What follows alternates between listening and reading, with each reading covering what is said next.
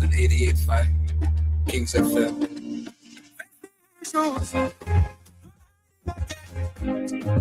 Truth on the air, calling on me. To the village is far. Speaking the truth, no matter who you are. Best issue, stand up. The future is now. No stories of old. We teach a light on kings and men. Make voices be heard. Every question counts, every single word. Evening light breaking, people tuning in. Different voices calling, let the talk begin. From corruption talk to the people them cry. Asking real questions like why? Community voices, youth them rising strong. Mama them calling, saying things been wrong. We need solution, not be talk. Time to fix the system, time to take a walk. No fear, no favor, we speaking it clear. The truth might be bitter, but the people must hear. From county to county, the message goes spread. Better Liberia, that's the road ahead. Face the issue, no hiding again. Truth on the airwaves, calling us citizens. From Liberia to the villages far. We speaking the truth, no matter who you are. Face the issue, stand up people. The future is now, not stories of old. We teach a light on the radio, making voices be heard. Every question counts, every single word. Politicians talk, but the people want proof. No more empty promise, we they binding truth. Every patient's on, yeah. Jobs for the youth. Let the leaders answer. Let them show the truth. From the 15 counties, every citizen matter, no one escape. If now we country, we all gotta say, face the issues now. Don't delay. Talk your mind, stand your ground. Let the truth come out loud. Make it shake the town.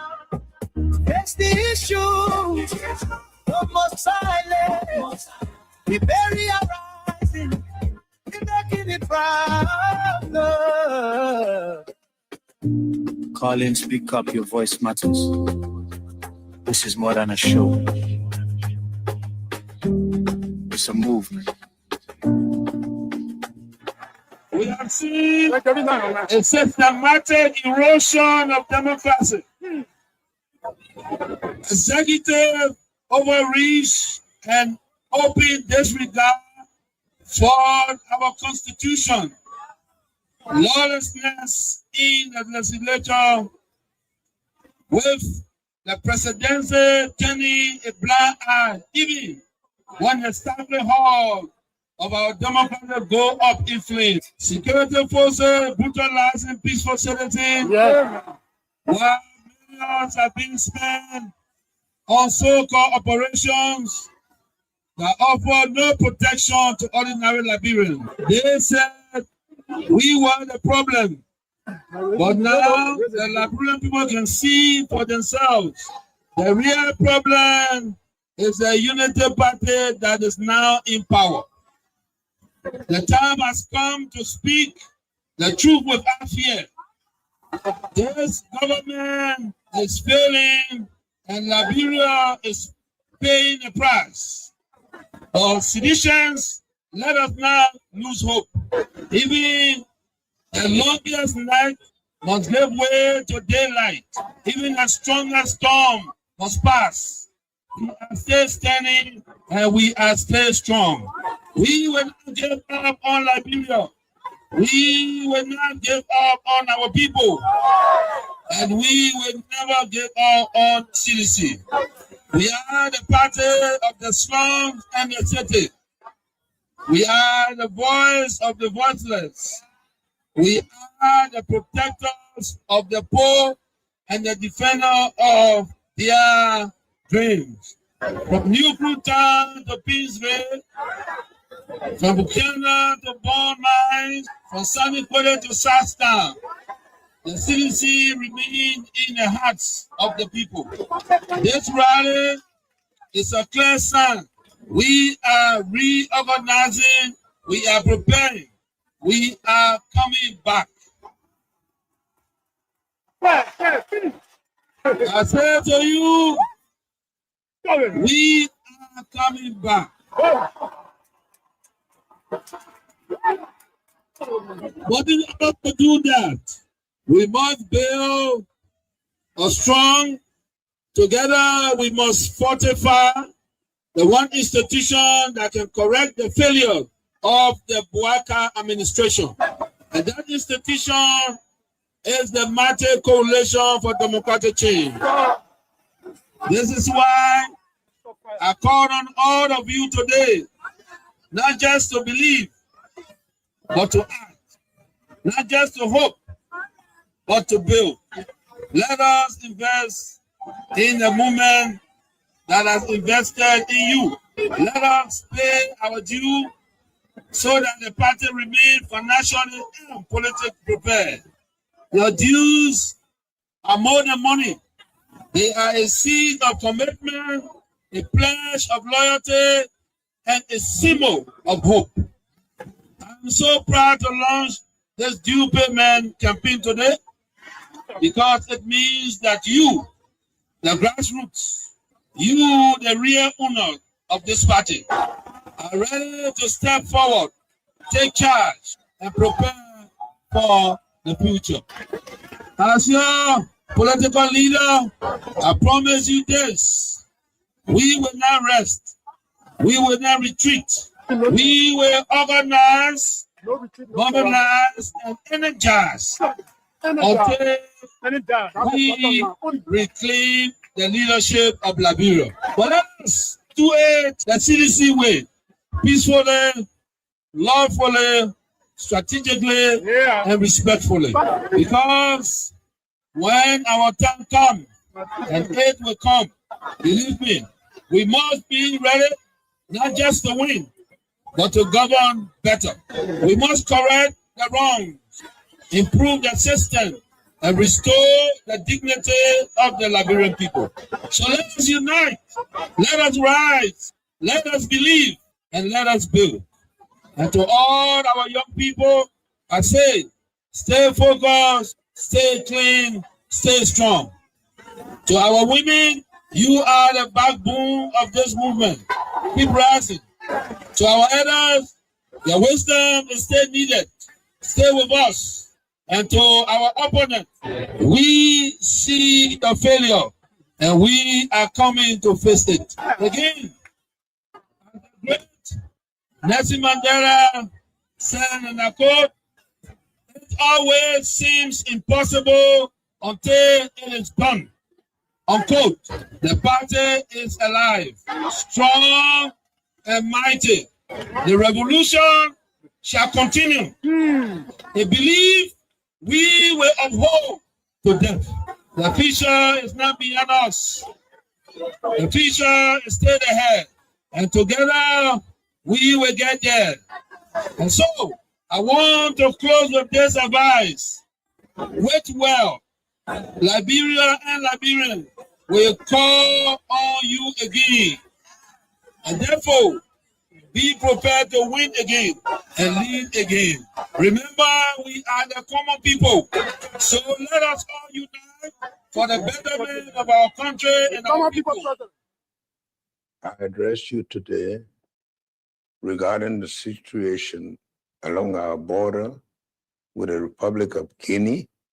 As President of the Republic and Commander-in-Chief of the Armed Forces of Liberia, it is my duty to keep the Liberian people informed and to assure you that the peace and security of our nation remain my top priorities. In recent days, concerns have emerged as a result of development along parts of our shared border in the Salamba area, Foya District, Lufa County. These developments have understandably attracted not only our attention of our citizens living in the border community, but also being sensitive to the opinion of wider Liberian public. I want to assure the Liberian people that our government has been fully engaged and is responsibly managing the situation with calm and determination. From the very outset, the government of Liberia took immediate steps to de-escalate the situation by addressing it through peaceful diplomatic means. We have engaged directly with the government of Guinea to establish diplomatic channels. In addition, we have worked closely with our sister Republic of Sierra Leone within the framework of the Mana River Union to ensure dialogue and cooperation guide our actions. Following these engagements, the leaders of Liberia, Guinea, and Sierra Leone have reaffirmed our collective commitment to peace and stability along our shared borders. To this understanding, all parties have agreed to work toward restoring the status quo and ensuring that our border communities continue to live in peace and uphold mutual respect and trust.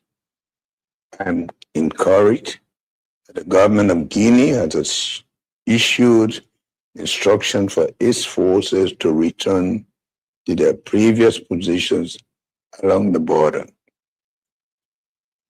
This is an important step toward de-escalation and demonstrate a shared recognition that peace and stability must always guide our action.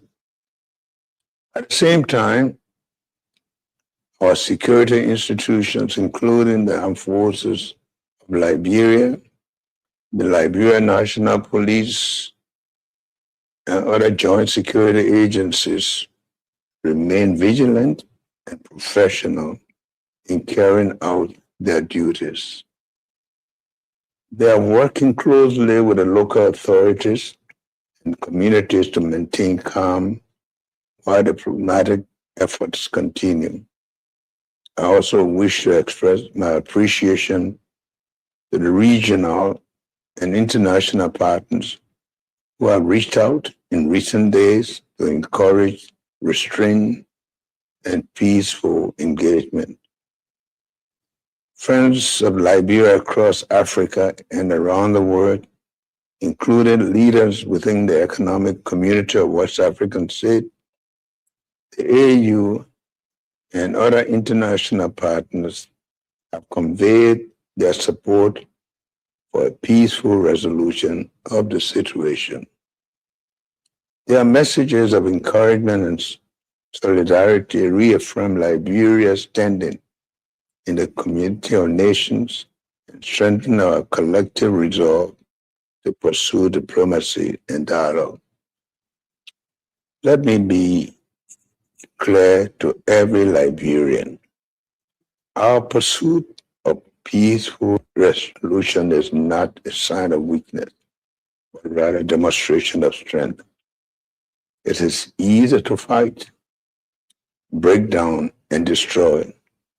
As our own journey has taught us, it is more difficult to recover and build. That is why the government is exploring every available avenue to resolve this matter peacefully. We will continue to rely on diplomacy, dialogue, and the mechanisms of regional cooperation to ensure that this issue is addressed responsibly and without conflict. Liberia has always been a nation that stands firmly for peace. Throughout our history, we have maintained cordial relations with our neighbors and have consistently chosen cooperation over confrontation. People of our three borders countries share deep cultural, family, and economic ties that must always be preserved. Liberia has not only maintained peace within its own border, but has also played a significant role in helping to bring peace to other nations. From our contribution to the Regional Peace Initiative to our active participation in international peacekeeping missions, Liberia has demonstrated that our country believes strongly in peaceful resolution to disputes. Today, as we manage the situation, we remain guided by those same principles. My fellow Liberians, while we understand and are encouraged by the deep demonstration of patriotism and unity, I call upon all citizens, especially those residing in our border community, to remain calm and law-abiding. I also urge our people to avoid spreading unverified information or rumors that may cause unnecessary anxiety.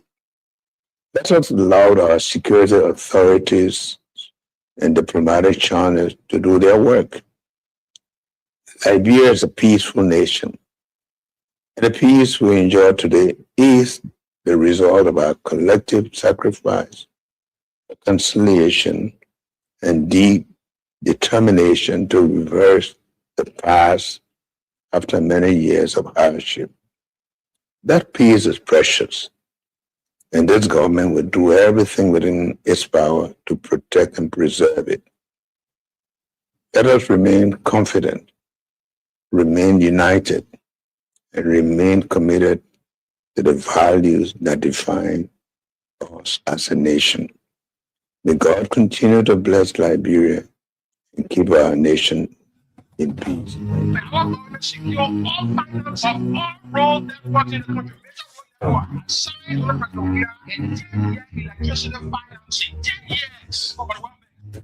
When Liberians are desperate for leadership to deliver, desperate to know the truth, and desperate to know the real issues confronting the country. They think they will see this election, they will not lie. Because if you do it, that's the end of this country. The government, all the ministers in the government, they can lie. They don't put also everything they say, they don't say the truth. The people of Liberia, if you allow the opposition to win, you will suffer. The Liberians will suffer. And the facts surrounding those issues, there is only one forum that provides the answer. It's Face the Issue on Kings FM. John Anthony April Godson William, commonly known as Teacher Live, from Monday to Friday, 8 p.m. to 10 p.m. for the most analytical and most stimulating conversation training for the day. That's the funny thing about Unity Park. In a football game, if we were playing a tournament, they beat us today, and we dropped out of the tournament. Our focus now is not the tournament again. Unity Party get their opponent, the Liberian people, they lead the Liberian people, then they come back to their teammate that they defeated. Everyone said that they put a crack away. You know, but that gets sense, so. On Face the Issue, we speak out the fact in advocating for the right of Liberia. Face the Issue brings you logic, explain logic, and advance you to discuss with logic. It's Face the Issue. Comes on your airway from Monday to Friday at 8 p.m. to 10 p.m. on Kings FM 88.5. Don't miss it.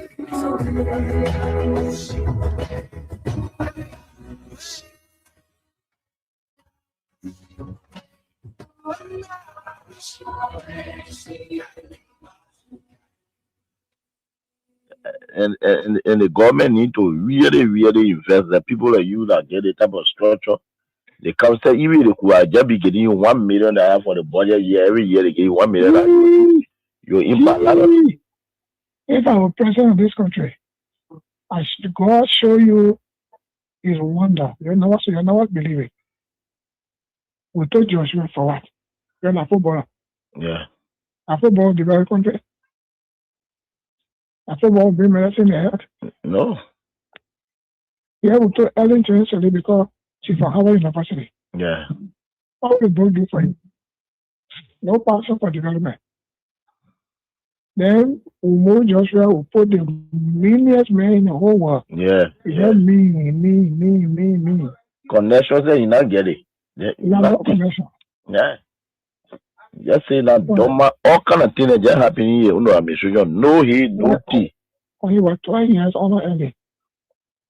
Ellen did not want him to become president. So Ellen did not introduce him to many leaders. Ellen was doing her thing on her own. She was traveling from country to country and kept a man in a garage for 12 years, according to Boyka himself. Yeah. That means he was not empowered to meet any leader. When the African leader themselves need support from the West. Yeah. Mm-hmm. All African leaders need support from the West. Yeah. No African leader will help another African leader with money for development. Yeah. In the West. Yeah. He does not have that contact. The standards set a trap for Boyka. Okay. Because when we have wrote, the Senate did a comprehensive report of their findings and attached the Supreme Court ruling and the amnesty law and everything. And the position statement for those commissioners who decided from Boyka to where. And said the way forward is the Panama House discussion for peace. Then when Boyka come now, he is deceived by coming there, by the Dillon there, Nombi there, and he now where he's just thinking all kind of way Boyka, all kind of thing. He want to go after people. Then, the CDC still control the lower house, the upper house. Mm-hmm. So they went talking away, talking of thing they did, they did a resolution that passed because of money crossing. Yeah. Then they sent it to the Senate. Mm-hmm. Then something happened. Wow! All that they almost signed to Yombi house. Then they brought it that Tuesday morning. They didn't tell me they had it for me. Oh. Then when I heard what was happening, it was remain 2 persons to sign. That was me, that was Bani, Jim Bani. Now when I went to Kum, I said, what is going on? You were here when we had sent paper, and you were here with our own leadership, and we sent the report with all documents, legal documents, to guide where. Then Boyka benefited from the 2010 decision by the Supreme Court to be involved in the election in 2011 because he was not wrong with Ellen. You're right. He benefited. You're right. Then after serving about for 12 years now, he's now president now. We finished campaign for that kind of Ome, then he want to persecute us. He does going to persecute us. So what is going on with Kun? Then Kun said, well, what I will do for you is to help you with lawyer. Your partner said, go look for lawyer. But from Kun offered, my own son offered that I went and signed a resolution. I'm not saying that why you did this. You know what they told me? No. Resolution is not a law. So signing the resolution, I mean, we agree. Bring it now.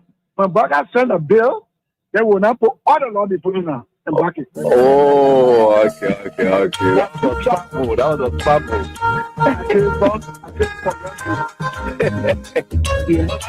The Boyka we used to go to be Boyka because of his title. When you come to it because of the title, but you see what he's doing. You get a lot of gangsters around here thinking that the Liberia in front of gangsters. It's a lie. You should be concerned as well. Why is it that you're in opposition to the people? You also have a responsibility to maintain the peace of the country. Though the burden has shifted on the government to maintain the peace. Maybe always kept the peace of the Republic of Liberia. During any time, I've kept the peace. During President Jota, I kept the peace. Even Soyota, I kept the peace. Justin, I kept the peace. I've never broken anything in this country. I work for peace in our country, and I'm on record. Even the United Nations know that I work for peace. So I'm not trying to break the peace. What I'm telling you that those people that say they came to rescue us, they are breaking the laws of the Republic, and it is wrong. If you can't see AB, it is wrong. It is wrong. Because in the government that I serve, any position was respected. Today, you can say that you're taking the person off because he associated with somebody. No, but you see, we are different. The respect I have for Ellen Johnson, I kept that respect. And the respect I kept for her, to respect the laws of the Republic. I even work with Ellen Johnson as a peace ambassador. I don't have a issue of keeping the peace of the country. Of course, we are peaceful. But we will not allow people to break our laws and then intimidate people and we just say that will never happen. We never in opposition. Ellen Johnson, Madam Ellen Johnson said, let me give her the respect because there's somebody that I respect so much. She did some things that we disagreed and we went to her and spoke to her. By the rule of law, we have the right to protest and we protest one to Ellen. And she understood that. She came on the table and we talked. People have been selling paper on our house. The marshal don't have to sell paper. So they have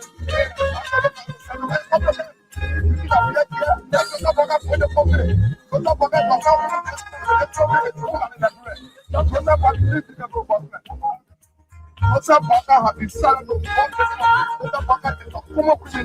and he think he was for the justice system of this country. So it is today that the Supreme Court have to sell paper every day.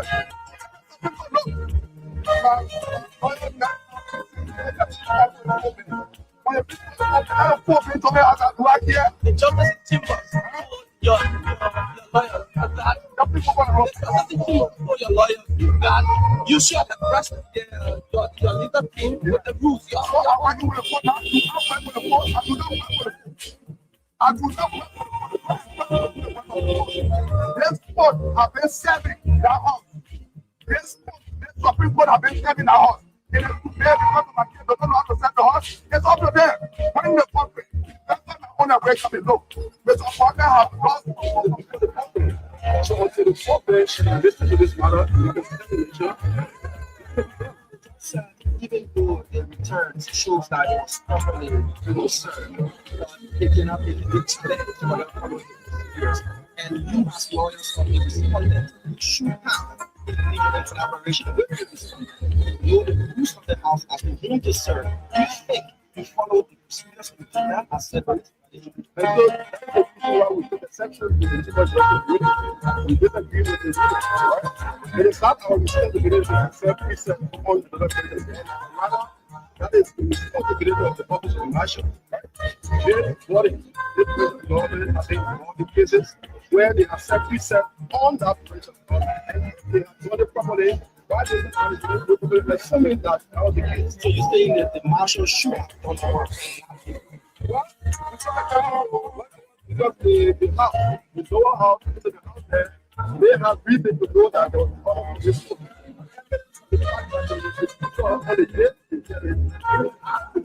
You said as a witness, you said to that.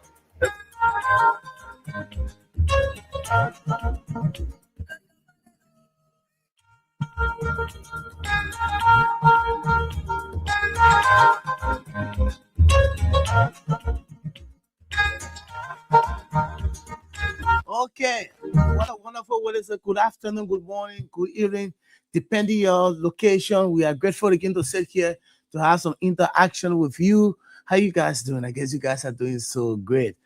Good evening to all of you, and it's great joining you again this evening to talk more about our country. Liberia, like we always say, this is our country, and this is a country that we can never be deported. So we'll not back down. Despite the challenges, the hardship, the situation in our country, will never back down.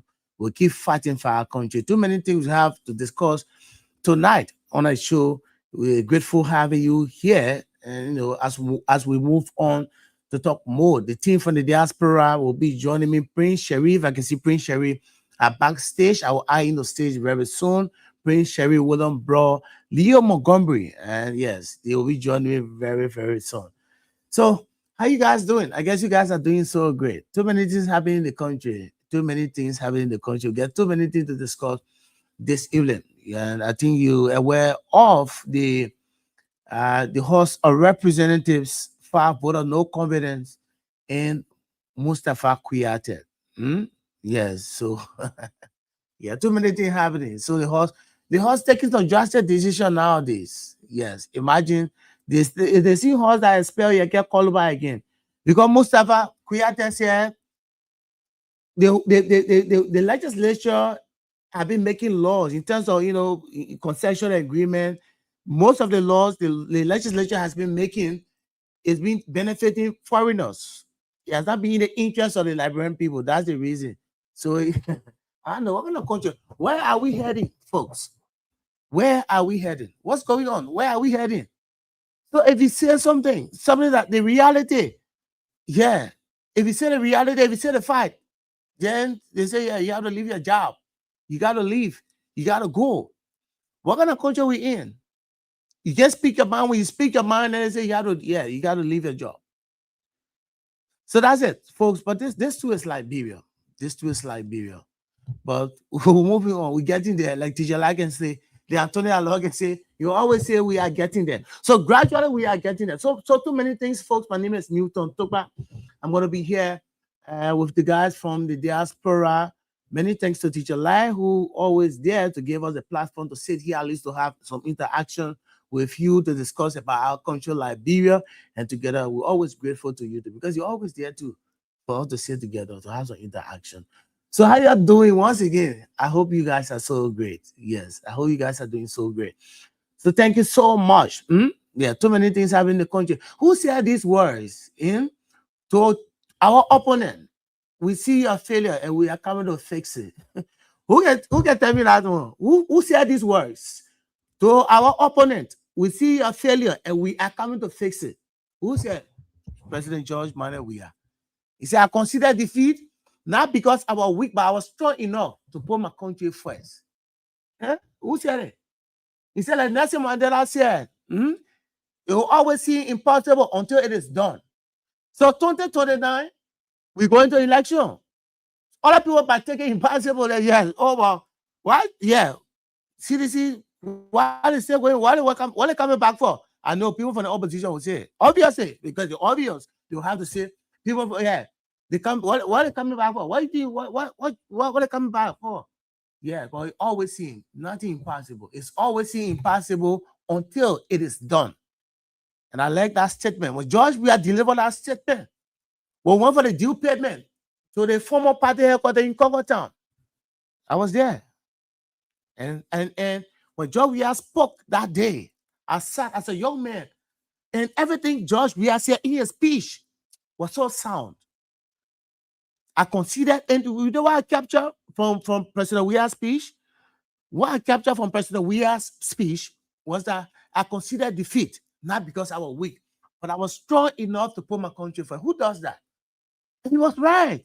That's the reality, folks. He was strong enough to put the country first. God forbid, will the popularity that George Weah has, will the popularity George Weah has, imagine who does that in Africa?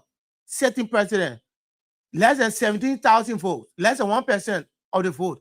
In fact, George Weah left the election commission and considered defeat. Who does that in the history of our country? No president has done it. Less than 1%. Only George Weah. George Weah is good at setting history. He will always set history. And that's why people say George Weah is a peaceful man. Yes. He said, I consider defeat not because I was weak, but I was strong enough to put my country first. And that means peace. George Weah chose peace over position. He chose peace over presidency. He chose peace over everything. He said, oh, it's not about presidency. Yes. Our server says, yes, I'm okay. If the Liberian people choose for me to come back, I will come back. But let me leave. Let me relinquish power. Which one an African president can relinquish power so easily? Who does that? So they relinquish power. We have seen African presidents all around here. So they relinquish power so easily that George Weah did. It takes a person. It takes a man. It takes a person to do what George Weah did. And that's the kind of person he is. So yes, folks, how y'all doing, man? Too many things. So too many things. And like I was saying the other day, I was reading about the universal law of attraction of wealth. They say what? The way you think, you'll be thinking the way you think. They say what? Leg attracts leg. And that's the universal law of the universal law of attraction of wealth. It states that leg attracts leg. So the way you think, maybe if you say life difficult, life will be difficult for you. Or if you say life is easy, life will be easy. That's a universal law of attraction of wealth. It states leg attracts leg. Yes, that's it. Leg attracts leg. So it's great joining you guys. Let me add the stage, the rest of the team. Prince Sherry is here with me and the rest of the team. Dio has not joined. Our Prince is here. Then I have William Wizard, bro, the freshman. Bro.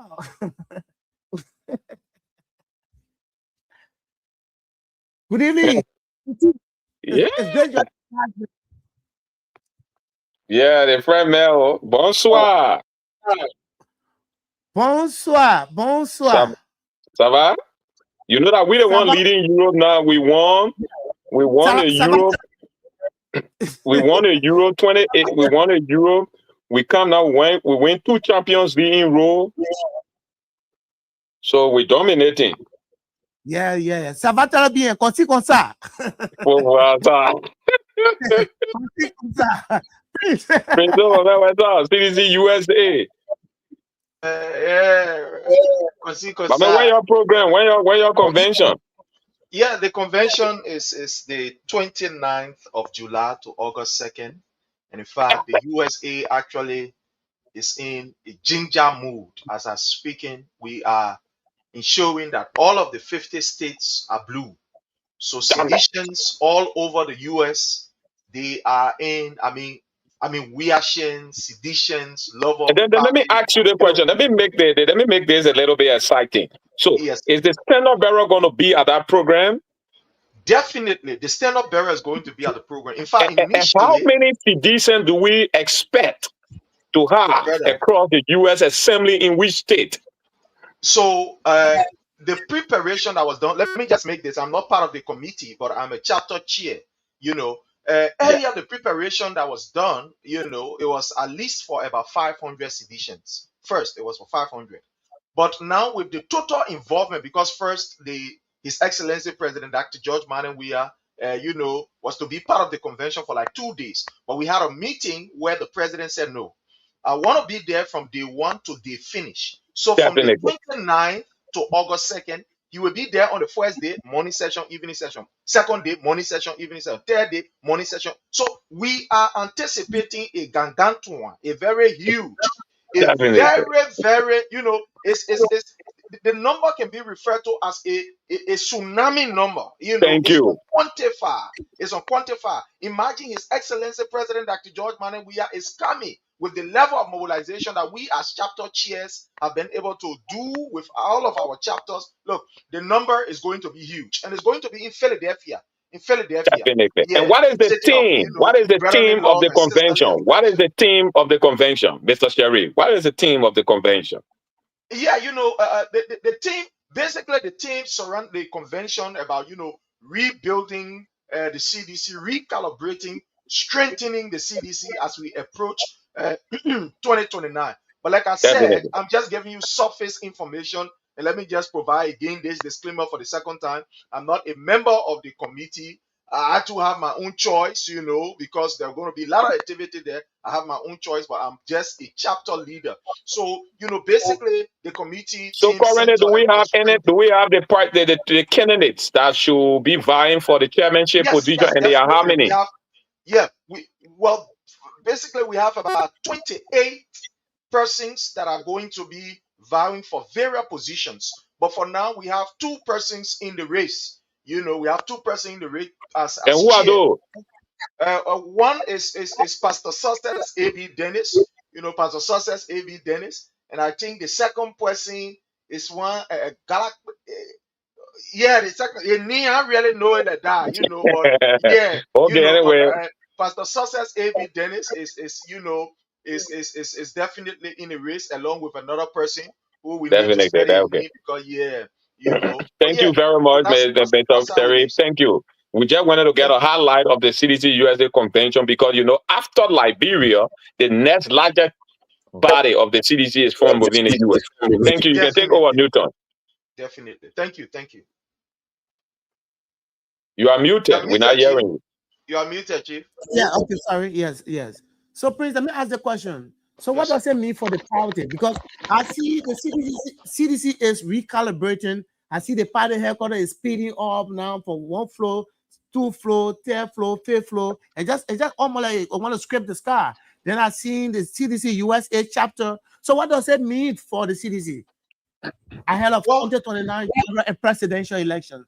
it means a lot. Like my brother bro just said, the CDC USA is one of the largest auxiliary. Let me, underline this. One of the largest auxiliary out of Liberia. So what we have in Liberia, we have the global structure, the global structure that is controlled by, Liberia and etc. And every other branch or every other, auxiliary or every other country, wherever you are, whether you can be in the US, you can be Australia, you are considered as an auxiliary. So the CDC USA is one of the greatest auxiliary. Remember that the CDC USA was given, the CDC was given birth from here, right Yeah. in the USA. And then that idea was, catapulted to Liberia, and our people bought it and they embraced that idea. So coming back to the US with this particular convention, it almost like going back to your root. It almost like reinvigorating, reinventing,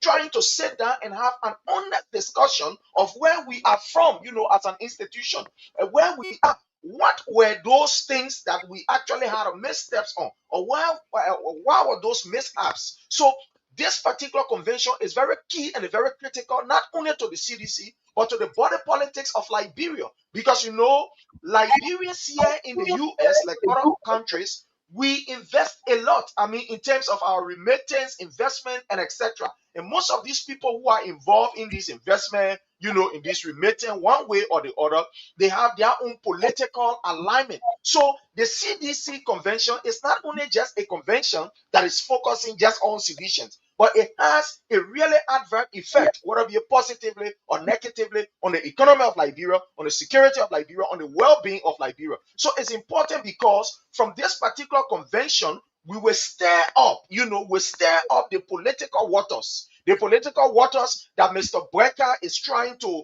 dilute in a negative manner from this particular convention will come up with a very, very robust plan to ensure Definitely. that Joseph Newman Brecker understands that Liberia is not his personal property. Remember, Mr. Definitely. Brecker government has launched a serious attack on the diaspora.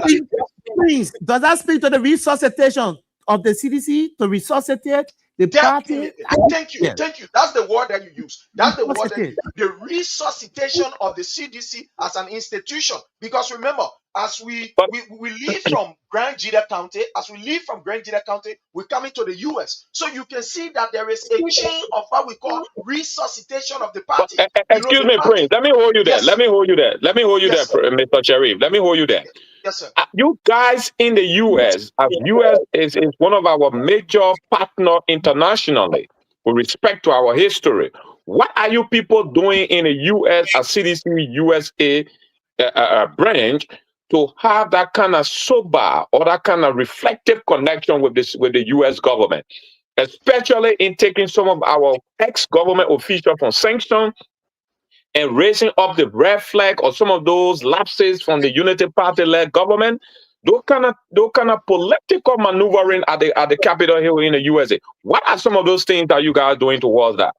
Thank you. To just go straight to the question, let me see. One of the mistakes that we made while we were in power is not to utilize our international base, or in other words, our diaspora base. It may not just be the US, it may be France, it may be wherever. So what we have observed, and there's the reason why this convention is important, what we have observed is that there is a need for us to redefine the party engagement with the diaspora, base, with the diaspora base. So as it relates to what you've just asked, we believe that this particular convention will be able to redefine the international image of the institution. and that we can be able to use the institution to subsequently engage our Let me international hold you there, Prince. Let me hold you there. Let me hold you there, Yes, Prince. You are yes, saying that your will, meaning the process have not started, but you people will do that. Is there a feature thing, or you have started? You people have started doing something already. as I speak to And you, my as- brother, bro, the process has and already let me give started. you another point before you land. Yes, sir. There Yes, are a sir. lot of critics are saying President Weah is in the U.S. to attend the World Cup, the FIFA World Cup, and what have you. But with you one stone to kill many birds.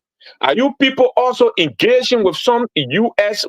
with some top-notch official within the U.S. government to have an engagement with President Weah to engage those people to link up with our international relations connection with respect to the party as we prepare to take over the governance in 2029? Are you people working on my mechanism like that? Not to just be focused on the football aspect, not to just be focused on the merry-making aspect, but to engage with strategic U.S. partners in the U.S.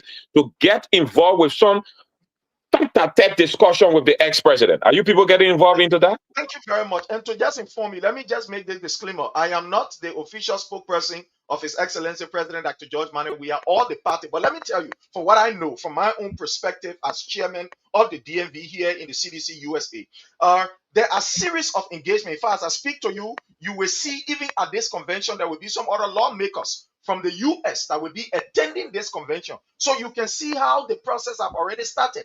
We have already started the process of engaging our lawmakers in our various states. In fact, hopefully we will be having a kind of late meeting and trying to see how best we can invite our lawmaker from the DMV chapter, from the DMV chapter, our lawmaker. So every state is now engaging their leaders. What I mean, the representatives, the senator, the state delegates, and etc., etc. We have already started the process. But as it relates to having these, strategic meetings, I can tell you why it is true that I'm not the spokesperson of His Excellency President Dr. George Manneh Weah and the party, but I can tell you that there are series of engagement that is ongoing as I speak to you. I mean, Thank you very much. Thank you very much, Prince. Thank you very much. We just want to warm up the bed. And thank you very much to the CDC US and the great team that want to say hats off to all of our members that are part of the show, our classmates. We are here to bring the best opportunity and the best information that we climb out the weekend with it. You can take it from that, Newton. Thank you. Please. Thank you. And please, before we take leave of you, aside from His Excellency President Dr. George Manneh Weah, who are some of those stars of the CDC that are expected to grace the occasion? Thank you. Well, there are a series of stalwarts that are expected. In fact, we are expecting the Honorable Frank Safoko to be part of this particular gathering. Abu Bana Kabara, we are expecting him to be part of this gathering.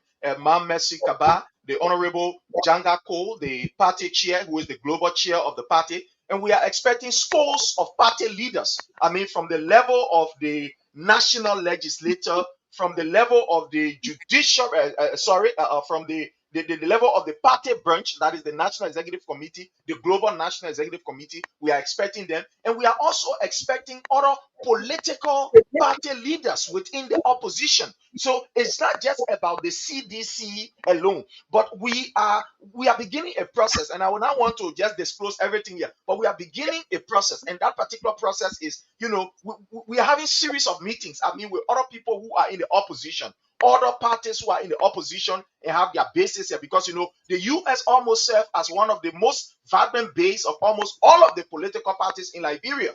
All of them have their base here. And I can tell you for sure, something very miraculous happened. Do you know that even members of the Unity Party, in fact, yesterday, I will say this here very clear. Yesterday, we had a very strategic meeting with some key officials of the Unity Party here in the US. You understand that over the period, some of them, they have been very discouraged relative to the way the government has been proceeding. I'm telling you, I was shocked and I was surprised. I was part of that meeting. I'm not going to disclose all of it because, like I said, I'm not the official spokesperson. Thank you very much. That hold it on that point. There are people who are seriously disenchanted, and we are having a series of meetings. Yeah, that hold it on that point because these are strategic things that should not be disclosed easily. So let's hold it on that point. So yeah, Newton, you can go ahead. Thank you, sir. Thank you. Thank you for the update, my friends. We really appreciate it. Thanks for the update. We really appreciate it. It's good, bro. It's good, because sometimes we'll sit on these platforms, people want to know about the CDC, what's happening in the diaspora. Yeah, like Prince is updating us now. So people who are following now, they get us an update about the upcoming event. So it's good that. So Prince, thank you so much for the update. We really appreciate it. Yeah, And we yeah. look forward to we look forward I to hearing decided more to from poke you. the man in the intro. In the intro. Thank you. Thank you And the for man, that. That was a smart move. yeah, that was fantabulous. Thank you, Mr. Tukwa. Yeah, thank you for squeezing that in. Anita. Yeah. We have too many things we're And going to be looking at. what do we have on the manual today? What do we have on the manual? We have too many things, bro. We're going to be looking at, like, well, because initially we informed our people that we're going to do fundraising, but you'll speak to that. Yes, yes. You have to say something to that because we can't keep laying down. Yeah, let me just speak to that briefly, immediately. If you listen to Teacher Light day before yesterday, he made an announcement that one of our strong members, Dorothy Doksayu, I think that's her name, says Dorothy. She had already purchased a Starlink package for Kings FM, and now it's just to DHLA to Liberia. So with respect to the Starlink issue, we are not going to be we're not going to talk about any fundraising concerning that because we already got a package from our sisters, Dorothy. So now we have called Dorothy. We asked Leo to call Dorothy to ask concerning whether she have sent the package or not, so that we can see how bad the package can reach to Liberia to budget the internet network. So today we're not having that discussion about a fundraiser. So we post up because we already got it. Our sister already provided, and we want to say hats up to her. Says Dorothy, you did extremely well, and we appreciate that. So that's where we are for now. Until we can get information from Sis Dorothy, then we know what to do the following Friday when we come here. That's great. Thank you. Thank you for the update, bro. We appreciate you. Thank you. So like bro said, so we are not doing fundraiser like we told you, or like we scheduled that yes, this Friday we're going to do fundraiser for Starlink. So Sis Dorothy, we really appreciate you. So thanks. We appreciate you. Thank you for everything. So like we said, bro, we're asking too many things on our mind, too many things on the manual, on our docket this evening to discuss. Eminent among those issues, it has to do with well of the House of Representatives Party of voter no confidence in Mustafa Quiadet, Ambassador Quiadet, and all of that. Will look at that issue. Then the influx of Burkinabés in our country nowadays is alarming. 140,000 Burkinabés from Grand Gide, and they illegally entering our country from Grand Gide. They illegally entering the country. 140,000 is alarming. What's going on? Imagine, bro. I'm not getting you. Your microphone is muted, bro. Thank you. I want to push you a bit because you are the Q. You are the one who interviewing most of the time. You're like host here, but I want to put you on the Burkina issue. For how long you people been getting the information, and how are the Burkina entering into Liberia? From Grand Gide, they use the Grand Gide route. They use the For Grand Gide what route. reason are they entering in Liberia? Are they coming for business purpose or whatever purpose? What? Bro, from what I've gathered, from the information I've gathered so far, they come in. Imagine they're buying farmland. The people are farming. They are hunting. They're hunting in the forest, in Grand Gide forest. They are there hunting. Some of them already started buying farmland. They're farming. They're hunting. They're planting cocoa and all of that. So the number is alarming. 140,000. 140,000 Burkinabés in Liberia? Yes, 140,000. Now we're talking about that's the number right now. It's alarming. It's so alarming for our country. 140,000. We're talking about Burkinabés in our country. Okay. It's not bad one way or the other for foreigners or other people to come in the country, but the government should put in place regulations that will restrict their movement and activities and to be legal in their scopes of operations. So yes, so we can jump into that discussion because it's very important. Yeah. So yes. So to start up, like I said, bro and Prince, is alarming. The influx The influx of Burkinabes in our country for Grand Jide is alarming, so alarming. What's going on? But because now people are talking about, Burkina Faso, Ibrahim Traore, the Sahel, because the Burkina Faso, the Niger, and what's the other country? Mali, Niger, those are the three countries, right? The Sahel nation, right? And everybody say, oh, Burkina Faso, things are going on well, things are fun, things are okay, Ibrahim Traore. But why is it that number, that number of presence, 140, we're talking about 140,000 Burkinabes entering Grand Jide. They are there. It's alarming for our country, folks. We shouldn't take it for granted. The first thing we should be asking, what's the motive? Some of them might come, they say, oh, they come to farm. They're coming to farm, they're coming to do this. Yes, granted. We're not stopping people. We agree that Liberians are in other countries, right? No. We know, we agree. It's not wrong for other people to leave their country to come. But the manner of form in which you come to the country, that's why the motive. That's what we're looking at. That's what we're talking about. The motive. And the number. How is it happening?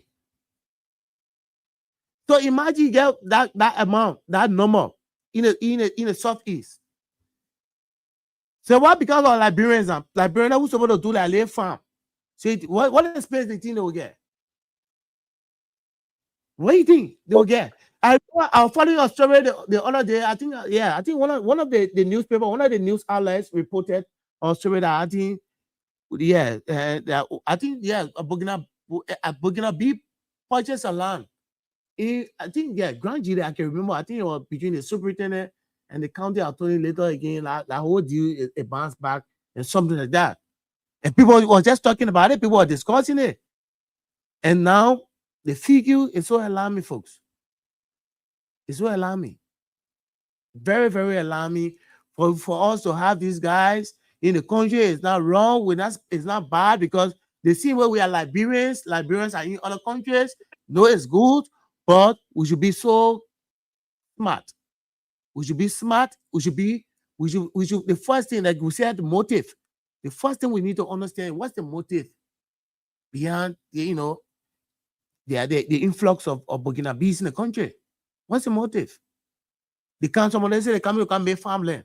They come to do this. They come to do X, Y, Z. We agree. But the number is too much, folks. Now that the government is struggling, the government doesn't even have money. Things are very difficult in the country. They get that number of foreigners in the country is alarming. Very, very alarming. So, bro, you can come in. Yeah, let me come in before Prince coming on this one. You see, Newton, I will speak from experience about the Burkinabe.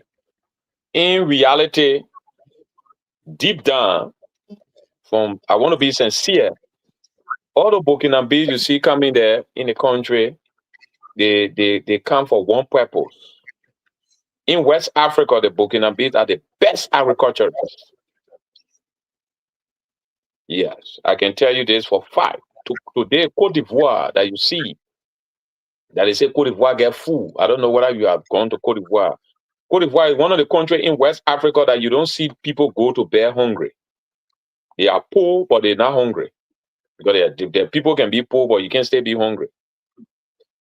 Even people can be poor per your physical appearance, per where you live, the kind of shelter you own, but in Cote d'Ivoire, it is in West Africa that one of the countries I enter in West Africa that you don't see people go to bed hungry. They have one of the best agricultural systems in Cote d'Ivoire.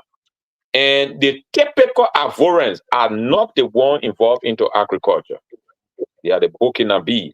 And most of the Burkinabe are in what we call the area they call Toro-Pre. They are in Toro-Pre.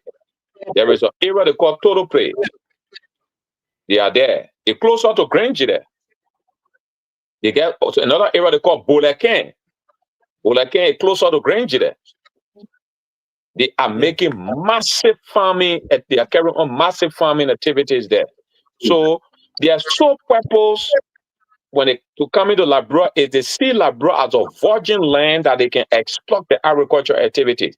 But yeah, one thing that the Ivorian authority never permit them to get is they don't purchase the land, they lease the land to them. They lease the land to them usually for 5 years, 10 years. When that time reach, they renew the contract. They don't sell the land to them. So if Liberia smart, they will make maximum use of the Burkinabe that are entering in our country by not selling the land to them, but leasing the land, and people will invest. If our country can put in the rightful perspectives or other things, real mechanism into place, though Grand Jita will soon become the breadbasket of Liberia agricultural activities. I can tell you for fact. I got first hand real experience on them. You enter to a time in Cote d'Ivoire right now, what they call Bolequin.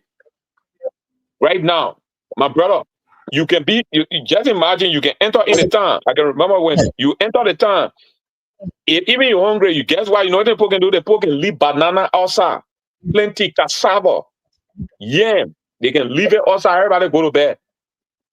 When you enter the town in the night, you say you're hungry, you will just see somebody will go there, but you can take plenty, you will take banana, you eat it. Nobody will ask you. Plenty, you will take it, you bought it, you do anything with it in that town. Because the food waste. The people can just leave it there because they come in the next morning to sell them. But they don't have time for you when you can't there to take something to eat it. The only thing, don't take it, don't pack it and carry it. But when I just to eat, you can eat and leave.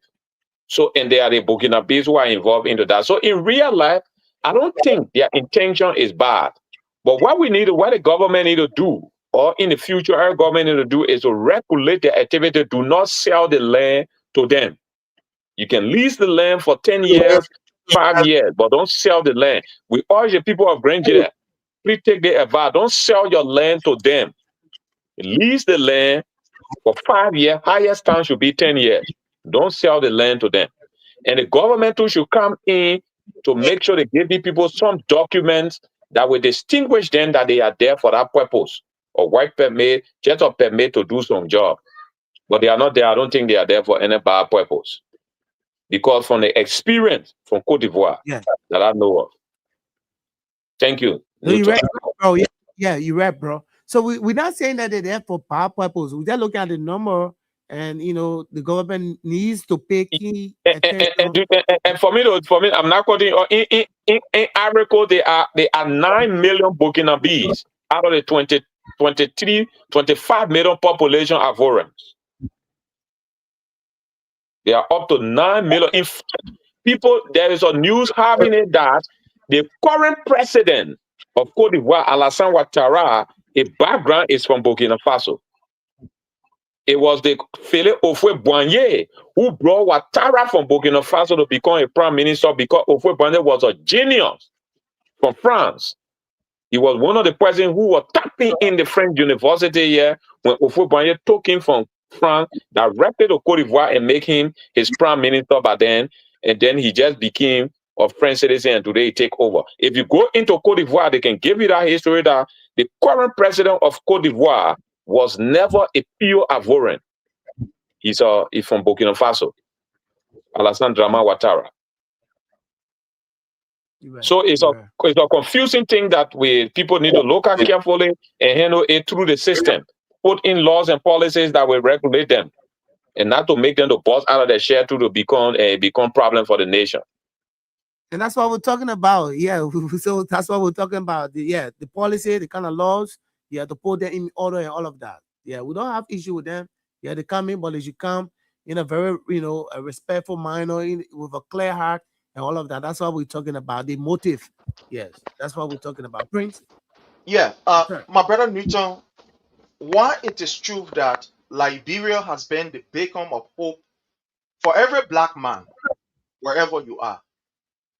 But we must understand that of recent, we are concerned with the deteriorating security conditions, not only in West Africa, but in Africa, especially with Liberia, with the situation in Liberia. where we have, you know, our borders that are very porous, where we have seen of recent that there are, you know, some level of, one would say, a lackadaisical attitude on the part of the government when it comes to protecting our borders and our integrity, we are concerned. We are very concerned. In fact, of recent, there have been disturbing reports from Grand Gide as it relates to our, you know, Burkinabe brothers, as it relates to their acts. You can recall a few days ago, the Minister for Lands, Mines, and Energy went to a mining site where majority of the miners, they are foreigners, or basically they are Burkinabe, where they barricaded the road and even stopped inspectors from Lands, Mines, and Energy of, you know, carrying on their legal work. So our concern here is that, like all of us are saying, how are these people coming in? Do we have records of these people? Do we know? The number is alarming, especially looking at Liberia, how volatile our situation is. Whether you like it or not, this government have proven from every indication that they are not ready to maintain the peace and the law of this country. You've seen the frequent disrespect of Joseph Nyuma Boyka towards the rule of law. This man openly disrespect the rule of law without any thoughts of, you know, trying to sugarcoat it. Openly disrespecting the rule of law. Of recent, we are seeing that the Liberian National Police have been very brutal, and people have been making statements that is completely unorthodox. When you hear operators of the government telling you they particular and President Weah will not come back, they one will not come back, and we are seeing activities that are going on. Of recent, you know, the serious protest that went on in Ivory Coast was a serious protest. You know, Guinea, our sisterly republic, that particular place, you know, politically to some extent is almost like unstable. And you know what happened with the recent issue in Liberia when this particular Guinean was taken from Liberia. You know, allegedly he was a Guinean, according to what people say, but we found out that he was a Liberian. He was taken under the cover of darkness, taken back to Guinea, and was unalive. And where the Guinean government is accusing us, accusing Liberia of using her ground under Joseph Nyuma Boyka, of training, as you call, people who are, you know, planning suppressive activities in Guinea. Liberia was accused of that. And this is one of the reasons why you see the Guinean government is holding our land and they are encroaching into our territory, and the Liberian government cannot do anything. So we are afraid. With the way the Burkinabes are migrating to Liberia, do we have an adequate record of these people? No, we don't have. Can we track them and know, you know, what they are coming for, etc., etc.? No, we don't. All we know is that the people they're farming. How sure are we that these people are really farming? And remember, the political activities between Ivory Coast and that of Burkina Faso. You know, I'm not going to be in depth. We won't make anybody afraid. But you know that Burkina Faso have long been accusing Ivory Coast of harboring, you know, someone who, you know, of harboring somebody who killed, you know, one of their progressive leaders. They are, you know, saying that he is in Ivory Coast. And now that he is in Ivory Coast, you know, I don't want to go in there. I'm not making anybody afraid, but maybe bro will go in there. Yeah, but they're here. So the people, they are accusing Ivory Coast. They may work our hero. And you know, Thomas Sankara. They may work here. They may one brother Thomas Sankara. They may in your backyard. And they may work in your backyard. Yeah.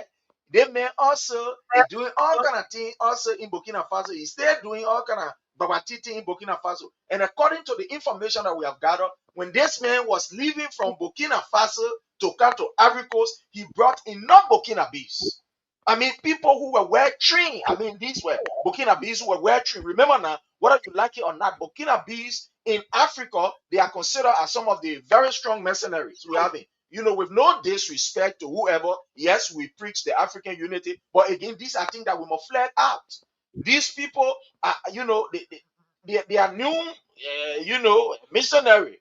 You get a late you get in that small thing, they go there, they do bow for you, they leave from there, wherever damage where they there, it's up to you. You know, so these are things that we must look at. There are deteriorating security conditions in Liberia, where our communities are not even safe.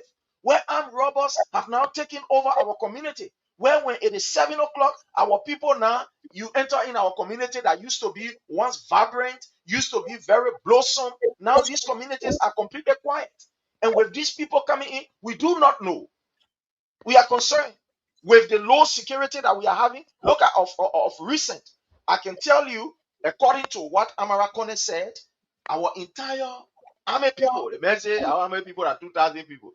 If we are serious knows that 2 persons can cause in our country can make 2,000 army people then to, some kind of way. So with all of these things, we don't even have enough police. Imagine in the whole of River G cannot boast of 50 police officers. I'm telling you. River G cannot even boast of 50 police officers.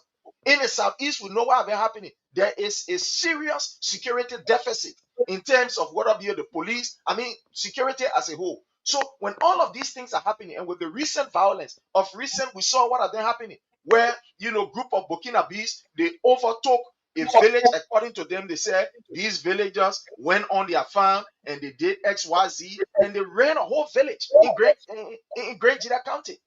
They ran a whole village to the extent that the government has to intervene. That issue is still unresolved right now. So with all of these things, my brother, we are concerned. We are concerned, especially dealing with a lackadaisical government that cannot even provide protection for its people. In Central Monrovia, where more violence is taking over, we are concerned. Thank you.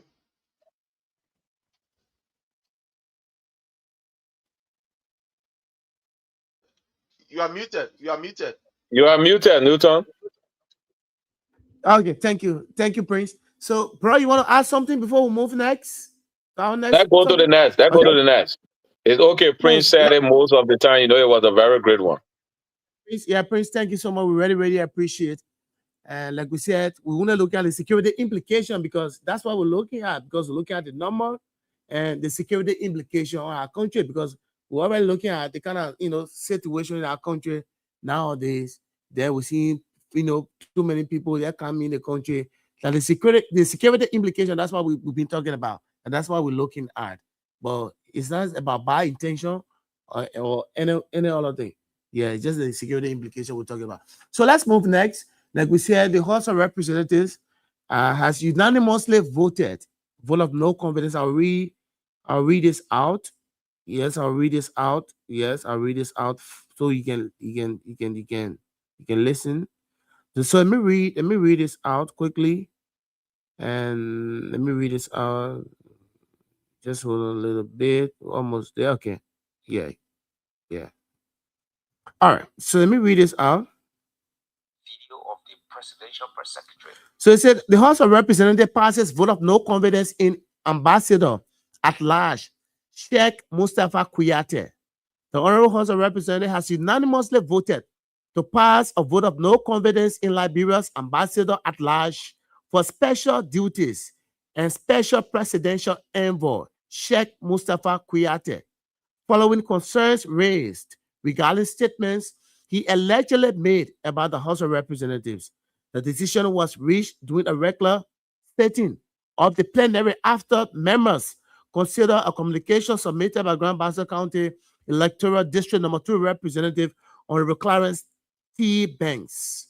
In his communication addressed to the Speaker and members of the House of Representatives, recounted an encounter with Ambassador Kuyate on May 31, 2026 at OKFM, where both men were scheduled to appear as guests on separate segments of the station morning program. According to Representative Banks, while in the station guest waiting area, he asked Ambassador Kuyate about appearance on the program. In response, the ambassador allegedly stated, "I did not apologize and will not apologize about my statement on social media about the House of Representatives."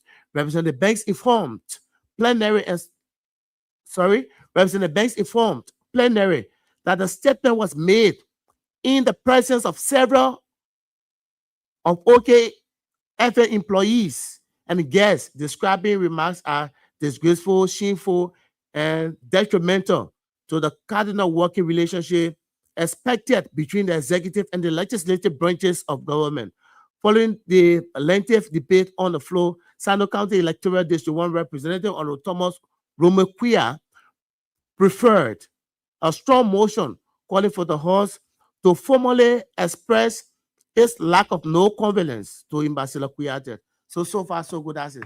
So the House of Representatives has unanimously passed vote of no confidence in Ambassador Kuyate. So that's one of the issues. So many things happen in the country. Let country handle happen.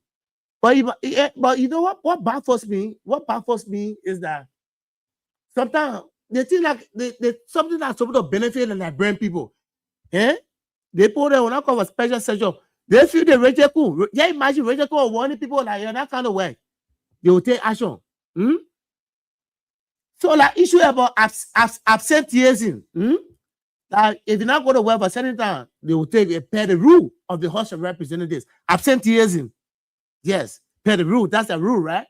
Yes. Rachel Cool say you're not kind of way. Only because they wanted to file vote of no confidence. But it happened. But the thing is, the legislature has taken a decision, right? It's up to the executive because I think what's the minister? It happened during early time, right? Early appointed a minister, and that minister will not confirm. And he says that that person she wanted, and the man was still serving the position. I think I'm going to research and I'll get a number. I'll get the name of the minister. It happened. Yes, without confirmation. The Senate, the House did not confirm that person. And the executive said, yeah, that's the person I wanted. So of the executive. So the House can file vote of no confidence. It's up to now the executive to make a decision, right? Yeah, the House has come up with a decision. So what are we going to do? Either they listen to the decision that has been taken by the legislature, or they're going to work with Kuyate, because Kuyate is appointed. He enjoys the word and confidence of the president because he's appointed by the president. Why is it true that he's appointed by the president? Because the three branches coordinate, right? The executive, the legislature, and the judiciary. So the three branches coordinate. Yes. But the executive has the appointing power. So it's up to them. That's it. Bro. Right, Gary? Yeah, Prince, you can go. You can go because Prince will deal with it. I won't move that. I'll come in later. You see, the thing is with this whole Kuyate thing, it's just it's unfortunate. Please, yes, yes. It was Mirror Bro. It was Mirror Bro. I think it was Mirror Bro that Eddie appointed, and the House said, "Oh, not confirm me, bro." And he said, "Yeah, since I'm Mirror Bro, I appointed. You're not want to confirm, but she'll do the work." So it seems they are saying that's just a scenario I was giving about any time. So there's anything they can say because they have the appointing power. Whatever how you agree, if well created, then the House get the executive get the appointing power. They can decide, so we'll say one way or create. So what you do? The House will not do nothing. My brother, this issue is beyond Kuyate. Because the issues that Kuyate raised, these are all genuine issues. These are things these are known facts. These are things that we've seen. These are things that we live with. So he's not raising anything from Astra or anything that we do not, know of or we have not been seeing. So these are the reality that is on ground relative to these lawmakers not working in the interest, especially the vast majority, not working in the interest of the Liberian people. They don't care about the Liberian people. It has been shown on numerous occasions that these people, when they even sign these concessions agreements, do they look into this concession agreement? Do they read it adequately? Do they go back to ensure that those things that are ensuring in those agreements are social corporate responsibility? Because remember now, they have oversight. They are the arm of government that is supposed to, ensure that there is oversight and that these things are done. So how many of them or how many times have we seen these people going back to those counties that those concessions are in to ensure that the social corporate responsibility part of that particular agreement is, well, let's say adequately fulfilled? How many times do we see them? The only thing that we see these people doing, they will go to this concession, get their brown envelope, take pictures, and they come back. The last time we saw the vice president of the Republic of Liberia going to B Mountain, what did he go there to do? To showcase. showcase? Did he go there to interact with the people? Did you see the vice president interacting with the people? Whether indeed B Mountain is living up to the social corporate responsibility? You see him having, meeting with, the citizens to understand whether these people are living up to the standard? No. The next day he went there. The following day we saw B Mountain giving airplane to Joseph Newman Boyka to travel with it. So it is a known fact. But this is what is scary. This is a sign, and that's the reason why Liberians, we must be able to resist any form, any government that think they can silence the voices of the people. We are seeing this particular government using every means to silence the voices of the Liberian people. What we see the House doing is just what Joseph Newman Boyka want them to do. Remember now, we were told by these same very people, Rachel Kun, who is the speaker, that my man, I'm a regime speaker. In fact, we want Fonatic Kofa off because anything we want Joseph Newman Boyka to get or anything he say, we must shake our head and say, yes, sir. These people don't want to be critical to ask the sincere question to hold the executive feet to fire.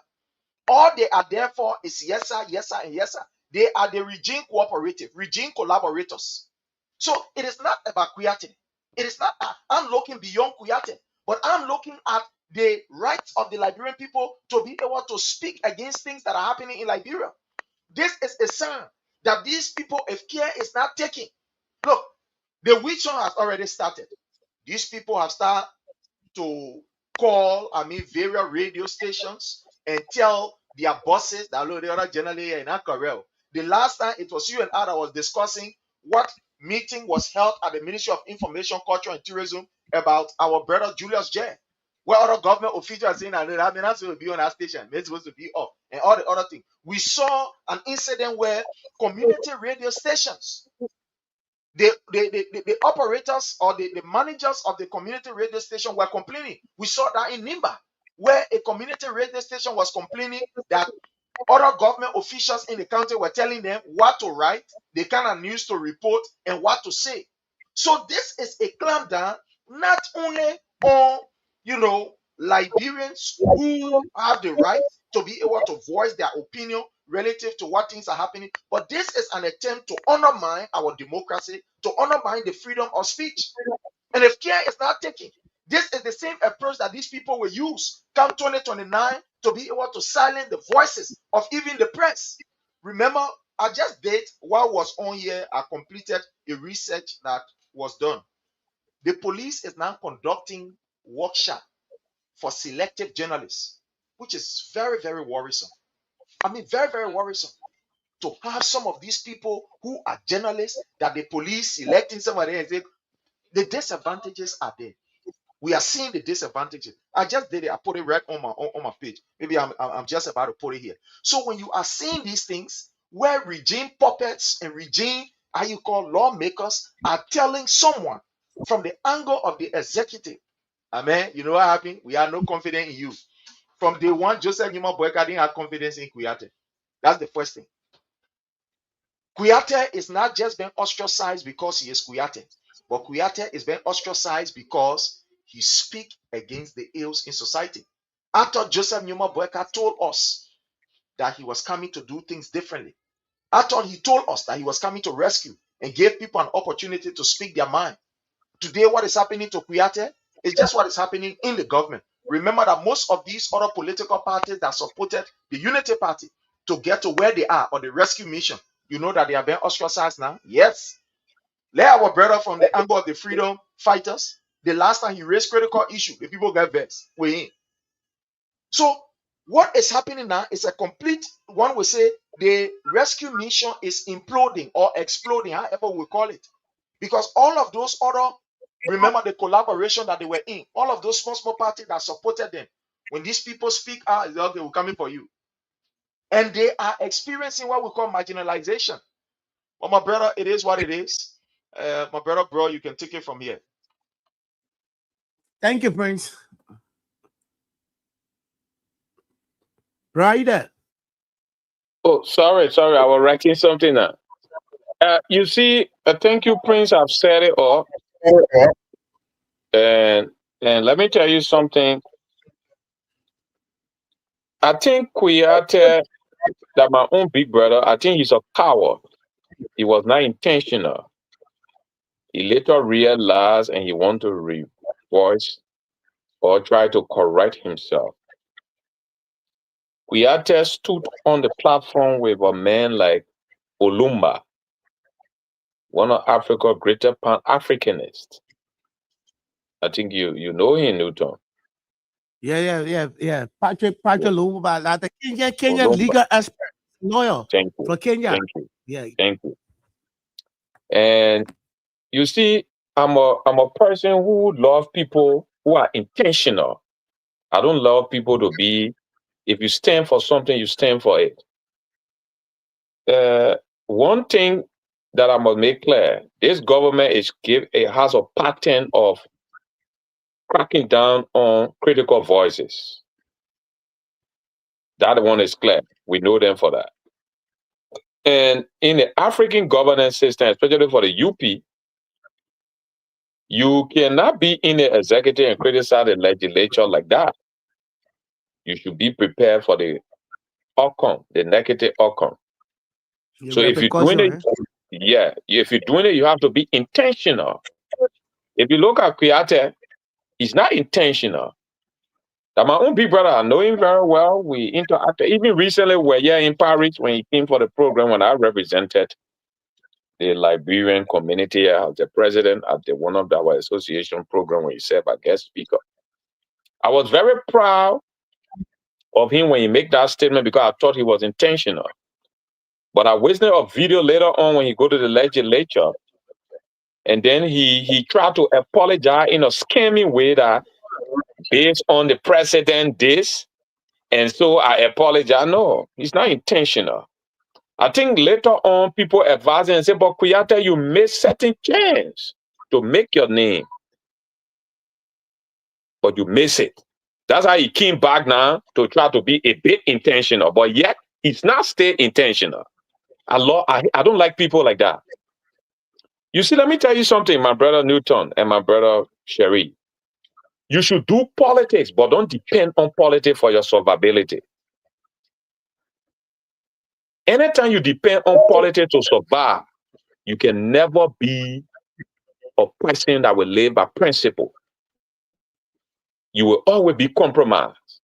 And let me tell you something, to survive is simple in life.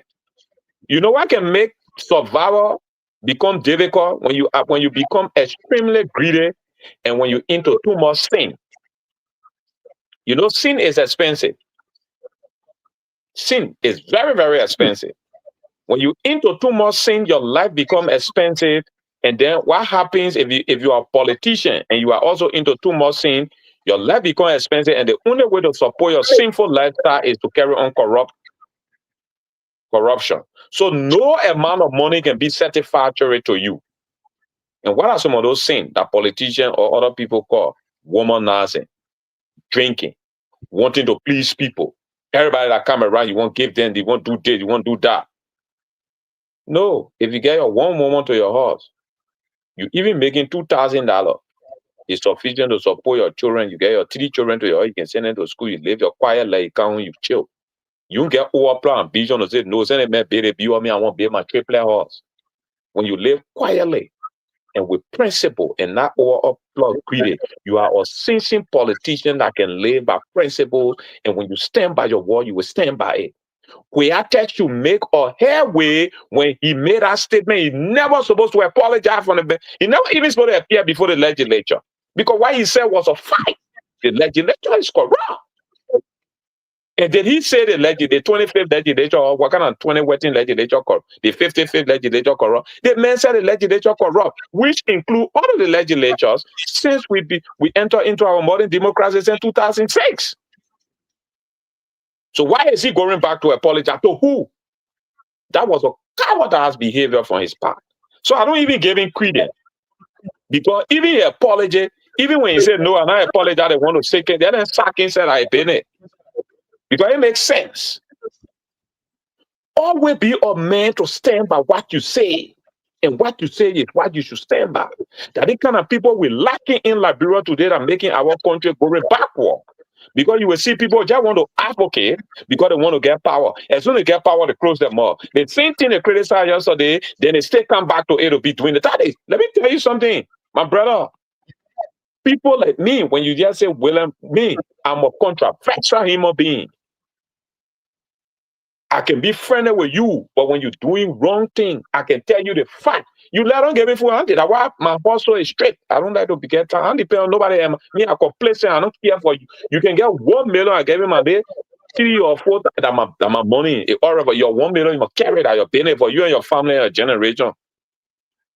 So let us live by principle. Kuyate was a coward.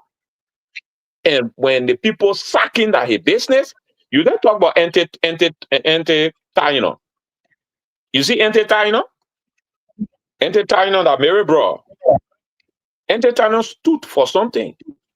That same thing that happened to him, the legislature called anti-Taino said, you might apologize, you go, but hell about that. That's the spirit of the bro. We don't give a damn about you. Our job must be done. She told them she didn't give a hell. I had to declare her, say she non-governmental material, no board or no confidence. Who told you say she get a hang about that nonsense that we were talking? Ellen said that woman remained there because when Taino was city mayor, that one Morava City was clean.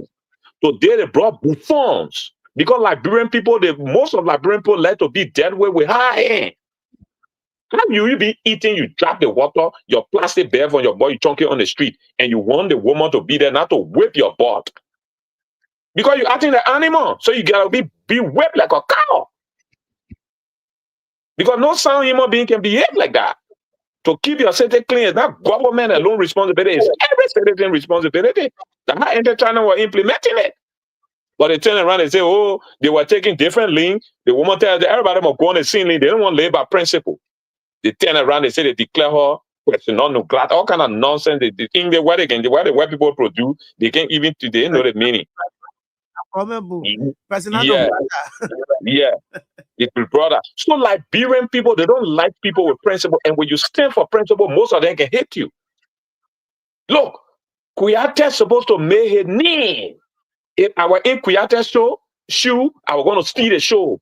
I was going to create this. In fact, the time you're telling me, say, I'm going to apologize at the time, so I will blow the alarm more because I don't get time for your job. Kuyate have a business, you got other things that you can depend on. But when they give me this small thing for government, I know government money that Christ can be on it that they don't want to leave. At the time, so I will blow the alarm more to make my name because I will steal the show. You sit down on stage with that man, Piano. That's why I say Piano. Maybe that Piano call in and tell him, man, what? You apologize on reality? Maybe that's why he came back and said, no, he won't change the war again. But my man, it's late. You already compromised yourself. You never stood in real life. You never meant what you did. So just live up to it. When Baga then that again sack you that you're business. John Palmer, Raison, John Rano, John Rell, all kind of thing that you're business. So that's it there, my brother. That my own opinion on the issue. Kuyate was not man enough. He never never stood up the time he should have he should have done that. So that's just it. Every other thing they own is scamming. So the legislature too, they are scammers. The House of Representatives took that bulldog where they are masquerading all what the people want to sell it for out of their business. Let them go ahead and do anything they want to do to their people. Thank you. All right, bro. Thank you so much. We're here. Thank you. Your inputs are so correct. They are salient. You guys are raising a very salient points, and really appreciate that. So and all of us, I can say all of us are saying the same thing, and like bro, you raised the issue that has to do with initially where Kuyate has a genuine. He came up with a genuine statement, right? Very genuine.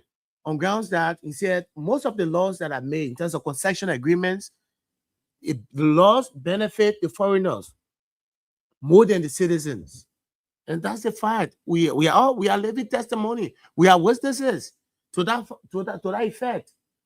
That's the fact. That's the reality. So why must he apologize again?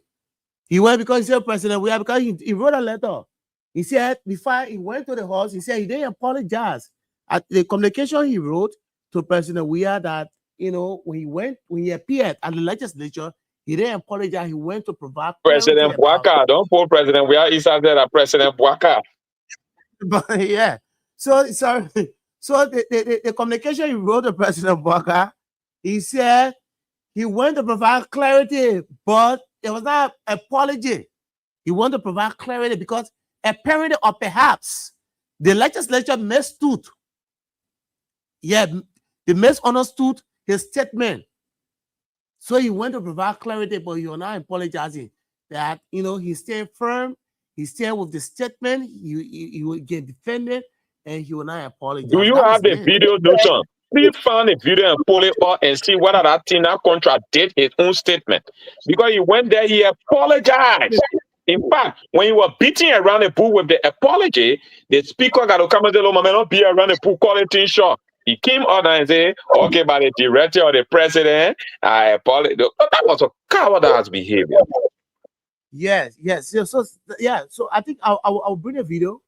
I'll bring a video there. I will bring you the communication. I'll read the communication he wrote. Let me choose on it. I think I'm trying to get it. So let me get it quickly. Yeah. So that's the situation. That's the situation. That's the situation. But this country, folks, this is our country anyway. But we gotta keep praying for this country. And if the legislature is not independent, and the legislature wants to work at the will and pleasure of the executive or the president, then it means the legislature is not independent. Because if the legislature is independent, the legislature will make rational decisions without interference. The executive will not interfere. The legislative branch is the first branch of government. But they want to be, control. If they say that, but for me, man, sometimes that's why I say sometimes it baffles me. You are not appointed by the president, you are elected by the constituents. So you owe more to your constituents than the executive, than the president. President Bouaka doesn't get no authority over President Bouaka to none of you. In fact, the power you have, you can call President Bouaka, you can impeach.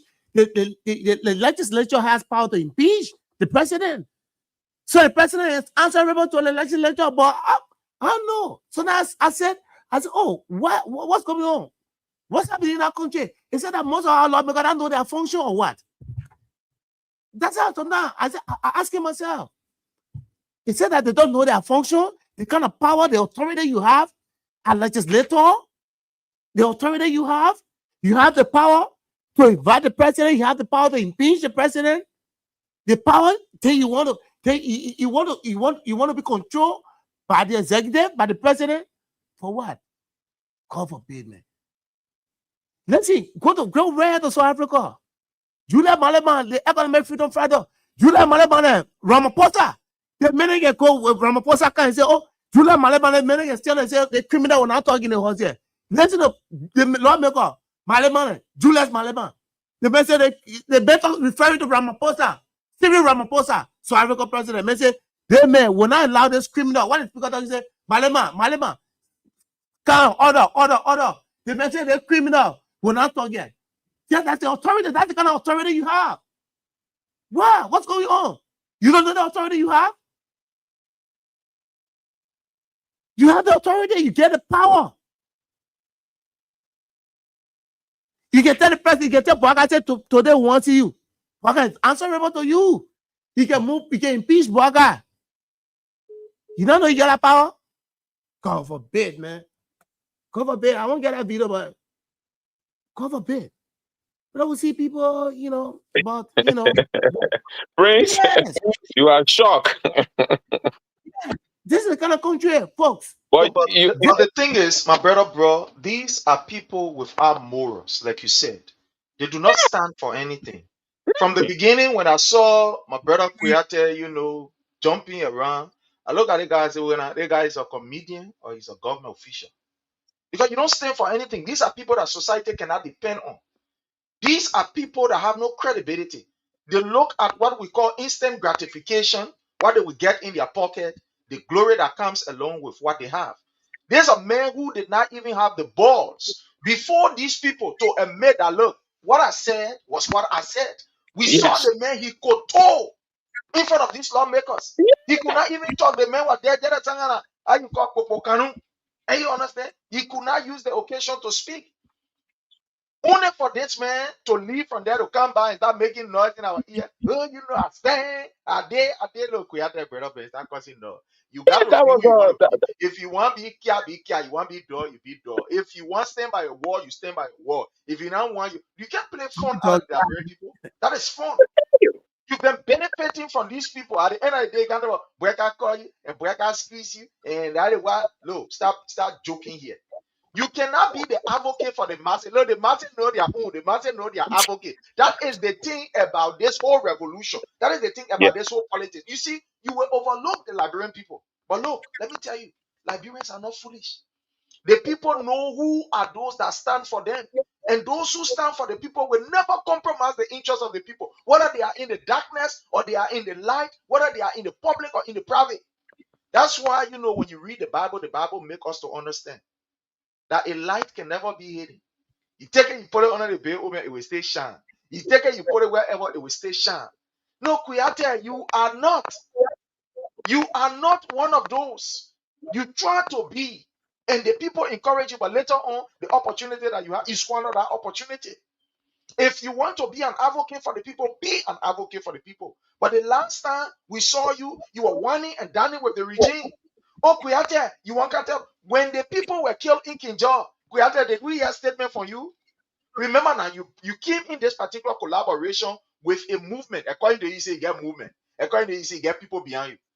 When our people were killed in Kinjal, did we see any statement from you? Oh no, Akami Kuyate, when our brother Matthew Moluba was shot 8 times in his stomach, did we see any statement from you? Did we? No, Akami, wait, let's tell our own time. When the Honorable Fonati Kofa were being bamboozled, and we all saw it, that the executive, Joseph Newman Boyka is saying in it, did he say anything? We hear anything from you, Kuyate? Look, Kuyate, don't pretend to be on the side of the masses. The masses know who are their own. The masses know their people. You cannot pretend to be like you are for the people if you are not for the people. We know that you people are whining and dining in the corners. He said, let your light so shine before men so that they will see the goodness of your Father. Your light not shining before us. You can't they give you airtime or you pay for small airtime. You go on radio station, you talk plenty, you recite words. But then at the end of the day, you say behind it, you even get time for the people. If you claim that you belong to the masses and the masses belong to you, you have a movement. I was even surprised when this man was being called by the representatives and in the house there. Not even a single person. A single person is still standing. A single person, a man who say you get political movement, you say you get people behind you. Not even a single person I saw standing behind in solidarity of those statements that he made. You think Liberian people, they are fools, eh? You think you will go, you wine and dine with the regime. You think you will go and in the net, your drink, your whatever, your champagne. Then in the day you want to fool us? Look, Creator will begging you, oh man. If you want to do the thing, do it. Let we hear you say, yeah, you do it. Please, that letter man wrote to President Baka. Say, His Excellency Joseph Newman Baka, Senior President of the Republic of Liberia, Executive Mansion, Montreal, Liberia.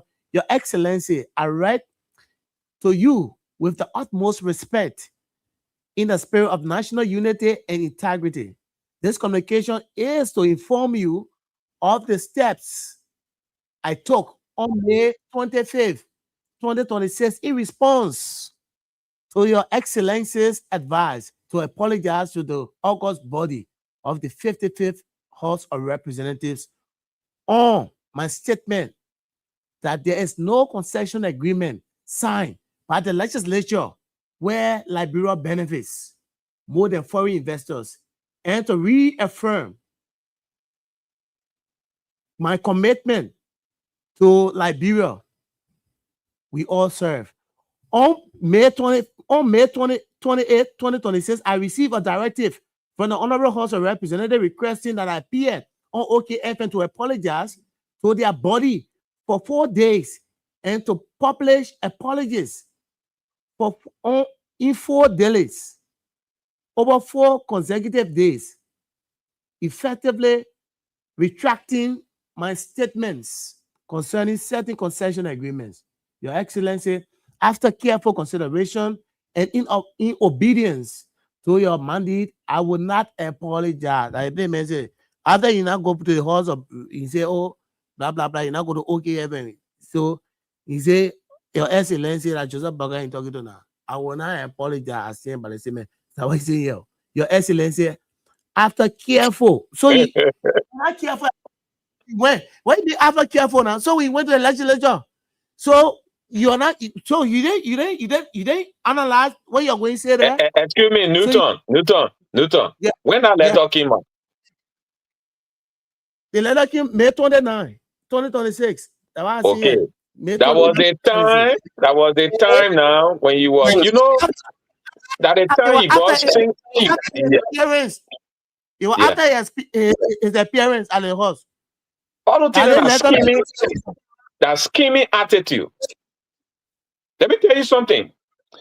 If it was in my shoe, if that was in my shoe, if I go before the president tell me I'm going to get the president total clarity that, oh, chief, with all due respect, I can't apologize to these people because what I said was the fact. But you don't have to write that up for that. And then, if the president says, okay, I will appear before them. When you appear before them, you can still make it clear to them and say, look, everything that I said are the fact. You can take whatever action you want to take, but these are fact, and I'm doing it for the country for you to change, to start doing the right thing. But you said there as a coward, the minister of state here, even the minister of state make a comment there that anytime these men will make statement, public statement now where the president will approve of it. Yeah, they will approve it. They will approve the statement before you thought they will approve it. And he was there. The man made that statement.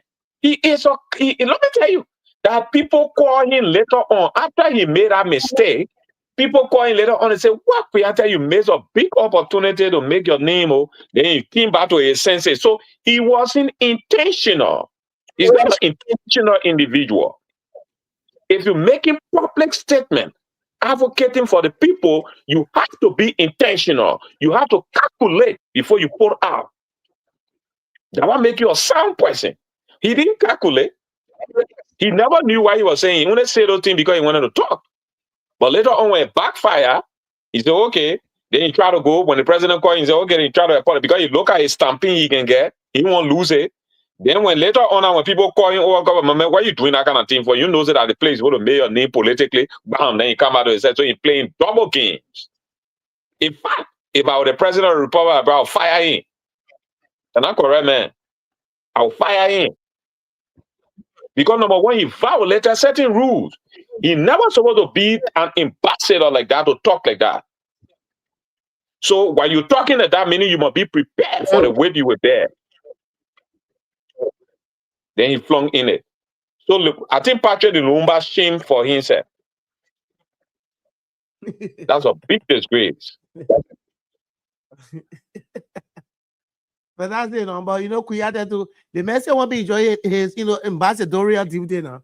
So the Messi won't be enjoying that kind of thing. All those titles in Newton, that nothing. If you are on people's neck and they are suffering and you are benefiting, that nothing. Like, let me tell you something. People can get enough money. What people can get better money. Somebody with a better money can live quietly and hefty their opposite. Let me tell you something, Newton. Do you know that there were people who were making 15,000, 20,000 per month? They left from government. You that were making your late 300, 400 per month or 150 per month, those people who making the 10,000, 15,000 left from government, they get dry overnight. And you that making your late 300, you still looking good in your body. That's a cash money. Money that everything to your life if you want to stand for something. That's what's suffering our country today. You will have to stand for something for the country to move forward. You think money not everything, money not paper, eh? And nobody allowed to use money is the root to all evil. No, that the love of money and your evil attitude towards money is that what called the evil. They're not the love of money. They're not the love. Everybody loves money. But how you approach the aspect of money that will bring the problem. Definitely. And you see, my brother, bro, these are characteristics of people that we must be able to point out. These people are not your heroes. These are some of the people who are willing at any time to compromise your interest. But at the end of the day, they pretend as if they are for you. They pretend they are not your true hero. They don't believe in your ideas. They don't believe in your ideology. They will never stand for you. When you gave them an opportunity between $1 and standing for the people, they would never stand for the people. And that's why we are saying, look, Kuyate should be ashamed of himself. He is too young to allow himself to be compromised, only because you are whining and dining with the so-called bourgeoisies who continue to humiliate the people and ostracize the people. Kuyate, you are a young man who should be there for the young people. But to see that you could not stand where they needed you the most, only for you to leave from there to Ghana and then no, I've been a man. You know, it reminded me during the Taylor administration. There was a reverend, I will not call his name because you know, one way or the other. They got one on the radio station and start preaching, you know. He had a very good sermon. He used to have a program on the radio. I will not call his name for some reason. I will not call his name. They got went on the radio station and preach, you know, how the government, in fact, blah, blah, blah. He said tons of things about the government of, Charles Taylor. And when that particular clip reaches the death of the president, so men call him from behind the scene, 80 men calling, oh man, are you the one who talking anything? You are preaching. So you gotta go on air to go clear. The next day they make you on air. He didn't have to write that he's passing around. He said he hell about government. The next day he came on air, he said the devil cheated him. He said, well, his sermon was hijacked by the devil. He never meant that. He has always been supportive of government. In fact, the government is an institution from God, and you respect and all kind of things. Start talking. We just look at him. We say, "Oh, and now he's passing around the place." He say, "Hear about government, but you're not calling me because I want to go here and tell people and what have you." Yeah, but people will know the story. You know, people will know the story. So that the people that created them, yeah, when you get in chance, they will not die war. This that. My brother, let's move on, yeah. Let's go to the line. Let's pick up Yeah, Newton, I will come back. Just now, I'm leaving. I will come back. Please, you might allow me in quick. I'm coming back. All right. So let's go to the line. Let's pick your calls. 0772 23 99 33 0777 9803 75 0886 30 44 97. Let's go to the phone line. Good evening. Hello. Good evening. I'm okay. How you doing? Masisi. Yeah. Yeah, go ahead. We'll get you. This is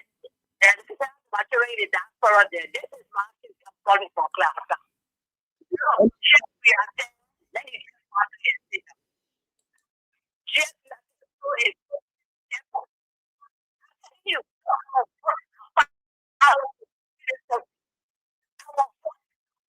Liberia have been against Liberian. To the devil. Already you do that. You have to take the one back. You have to act back in. You will stand by your water tank. It's not what you have to do. People.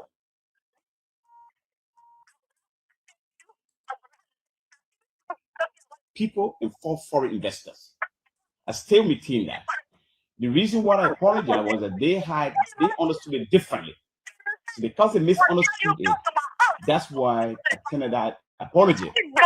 So the House believes that my apologies wasn't genuine, and they decided that I should come on OKFM to say to the Liberian people, to say to them, our lawmakers, what really do I have to say in regard to the statement. I do have a written communication. I think my assistant on the printer, she might be out there at the door. But they just call my number back and I answer. But I'll read what I do have here. And I want the public to accept this communication misunderstood or misinterpreted. I withdraw that statement, or I apologize for that. But I didn't apologize in denial of my previous statement. that all concession agreements that have been signed in Liberia have been against Liberian people and for foreign investors. I stay within that. The reason why I apologize was that they understood it differently. So because they misunderstood it, that's why I tendered that apology.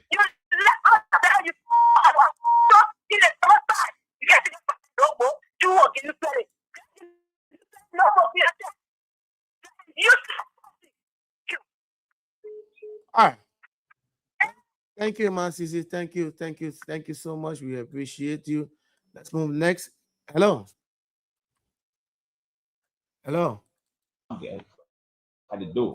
But I Hello. just called my number back and I answer. Yeah, I'm getting you. But, What you need? I'll read I'm from what I Reverend do Bill have George here. from Kingsville. Yeah, Reverend, go ahead. Let's hear you. Yeah, I was following And I want the just public now when to accept this Bishop was communication Bishop Park. I was as at my the building official at the time. statement. Okay. To the night, as Yes, my Bishop response Park, to, and as my official he said the response devil hijacked to the his Honorable message. House of That was Representatives. a shame. This That was a statement shame. is not in defiance, What but this statement Piazza did, for me, when is Piazza in spoke respect first, to what I I was stand so for. happy that somebody was brave enough to speak. Honorable Speaker, But in the end, he had to go to a Honorable point that Deputy Speaker, leadership and members of the House of Representatives he said no. So nobody could say that he was brave to misunderstood say that he didn't apologize. He or apologized. That's what I gotta I say. withdraw All that right. statement. All right, Reverend. Or I Thank you. apologize Thank for that. you. But I didn't apologize in denial of my previous Yeah, statement. the video from the back, I think you need to mute it, Newton. When Okay, people we're getting for the sound. investors, I stay within that. The reason why I apologize was that they understood it differently. So because they misunderstood it, that's why I tendered that apology. So the House believes that my apologies wasn't genuine, and they decided that I should come on OPFM to say to the Liberian people and to say to them, The first thing is, why will you even apologize to someone who misinterprets your statement? That I do have a you know, written communication. I think my hello, assistant, brother Newton. she might be out there at the door, but they just called my number. Hello, Newton, you getting me? But I'll read for what I do have here. You're not getting you, Newton. Hello. And I want the public to accept Newton. this communication as my official statement, not as my response.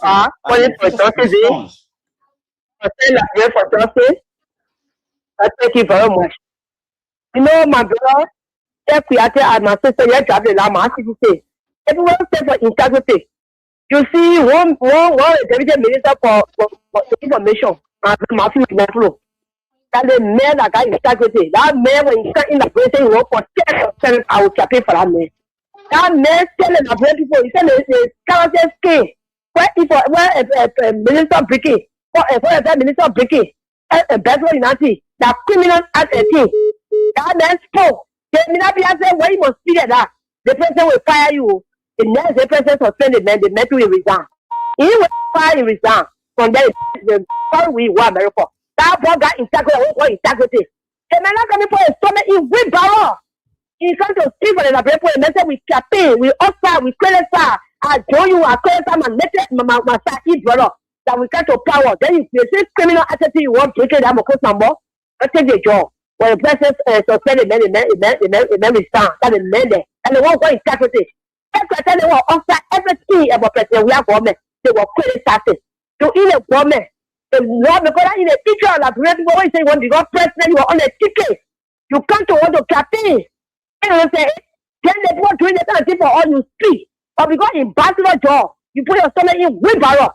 Then you say you go, then you apologize, then you lie, say they put out no same statement. But we are outside with you know, let me tell the people all the politicians in the country, no smart politicians here. The politicians in the country here, they are better to be politicians. They're not safe for anything. They will go and listen to all African countries. When that politician, when they say for this, they will not want to join in our government and take power. They will speak for their country. But our politicians are here, they are better to be politicians because they ain't there, they will criticize the other government, but when they can't eat, they will close their mouth. You speak, you say, oh, stand by your wall. You're not going to bow down to Bwaka. You're not going to bow down to the lawmaker. What a lawmaker doing to the people, you're not seeing it? People dying in the country, you're not seeing it? But we're going to kill anything, you're not seeing it? You're not speaking. You're going to more. They are saying, we're talking about become president, you're going to war. You're not getting integrity. Let me tell you, Anna, you're not getting integrity. You will close your mouth. We will pour money in our phone. We will speak. power, sir, and we keep our children. That's what we're now going to prove. Power. Thank you very much. Thank you. Thank you so much. Hello. Thank you very much. Good evening, Nito. Spencer. Yeah, thank you very much. Nito, I'm Spencer Mohammed, and I come from Down Coast Hill, Western Community, and a member of Concern Liberian for Justice. And I also want to extend my greetings to your panelists on the studio tonight. Look, Nito, in my mind, this is the biggest disgrace and a complete loss of opportunity men created. And that very day, what I said, it was just what was reiterated by bro tonight. I said, if I were a sitting president, I was going to fire him. You are going to leave PFA and fire him.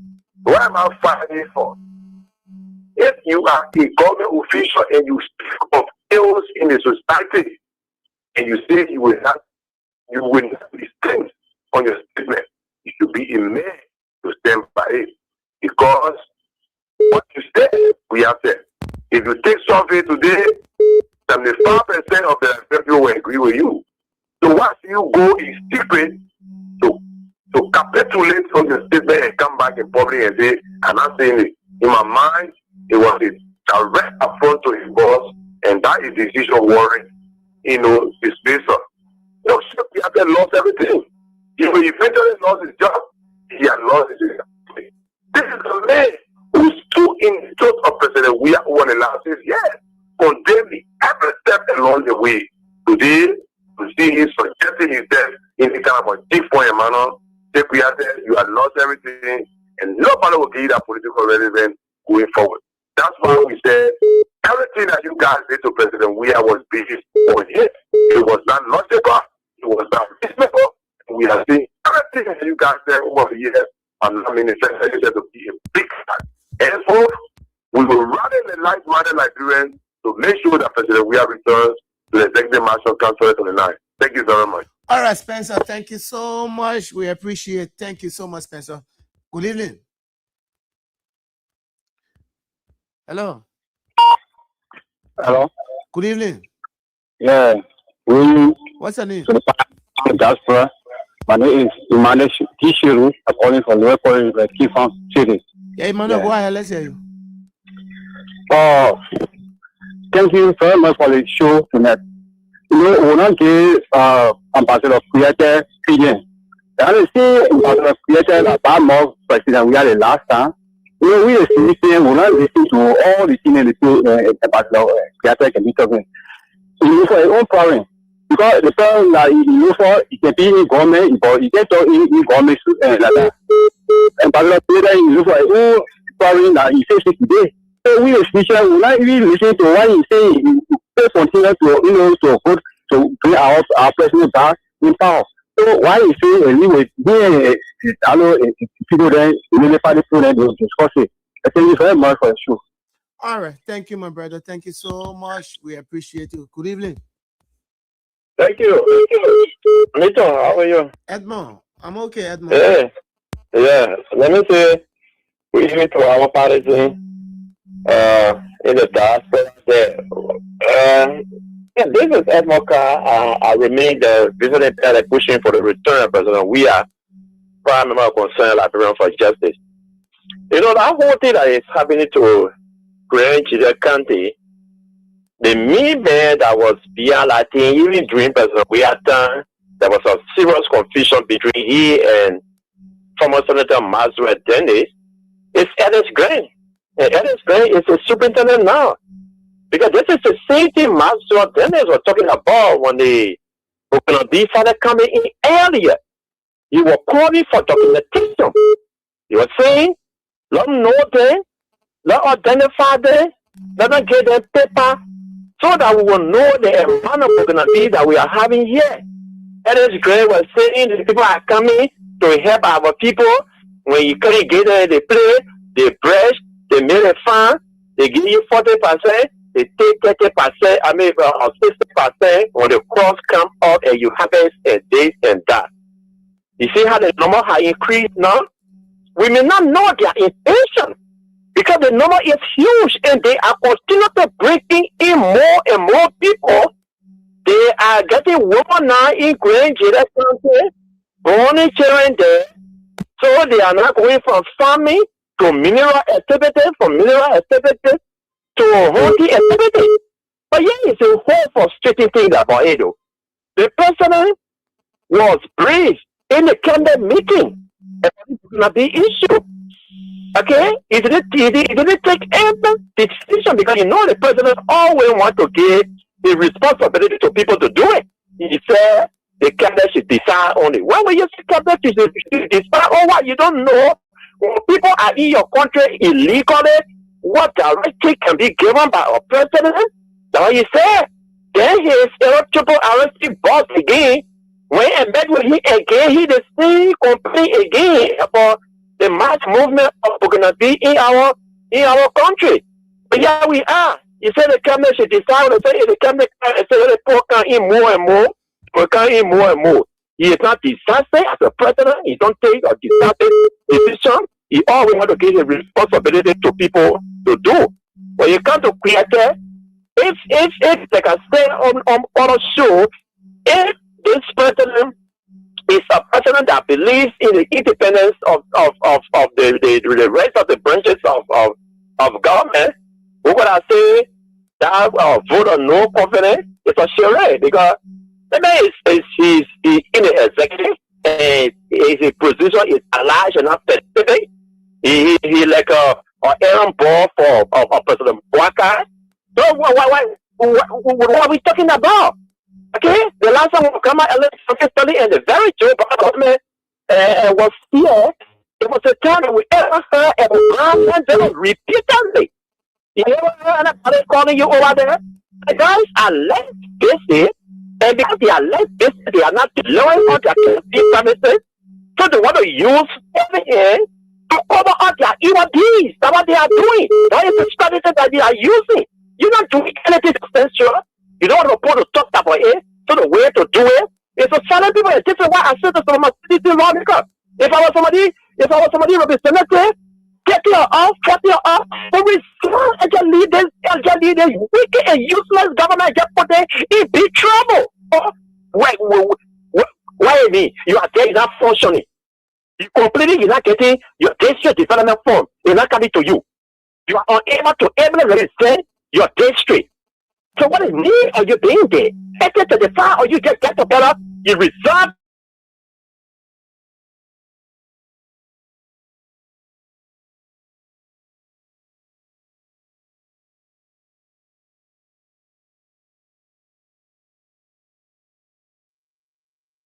Hello? Prince, you are muted. Yeah, bro. Newton. Okay, I think they freeze. Yeah. Hello? You getting me, bro? Yeah, getting you loud and clear. I think that from the end of Newton that he's free, so we're not getting the callers. Newton, are you there?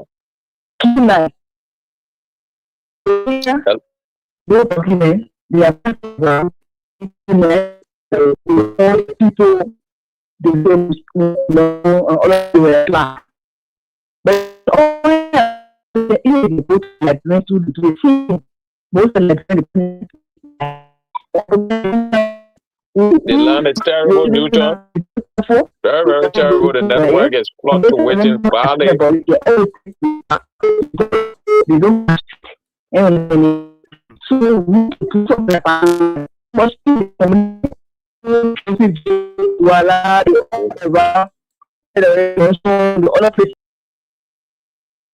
Okay, so I think Newton just drop out, and we will be expecting Newton to come back as we continue to get some of our people who are following from the community, and they want to make their contribution through the phone call. So we'll be expecting Newton to join us. He just left from the line due to network issue, and we expect to join us. Yeah, Prince, you can come in, my brother. As we wait for Newton, you are muted. As we wait for Newton. Sorry. I thought, sorry, sometimes. Yeah, there is something that is very concerning and probably today we'll talk on it on the show. The Liberian National Police, according to what we are hearing from them, they conducted training for journalists, according to the information. But our police now can be conducting training now for journalists. What's going on? Conducting training for journalists. And this evening we'll go in depth. I was doing some other stuff. Police should be conducting training for community watch out for criminals. How to work with the community, that's a job. You should be conducting training among students, among family, how they should call 911, how they should call emergency. Well, you got nothing to do with journalists. Because journalists, people who should be conducting training for journalists are the Ministry of Information, the Press Union of Liberia. So where police conducting training for journalists, when that one started? You know, there are several things that we're looking at here. When I saw this, I was really worried when I saw this, and it sent a shock wave through my spine. The first thing is that let's look at a Liberia where of recent we have seen series of police brutalities around. We saw the King John massacre, where up to now nobody is held responsible. Definitely. We saw what happened to Matthew Mulba and scores of other people where no one is held responsible. These are some of the concerns we are having when it comes to this training that is conducted by the police. Number one, we see there as a conflict of interest. Definitely. A conflict of interest. When the subject of the news coverage,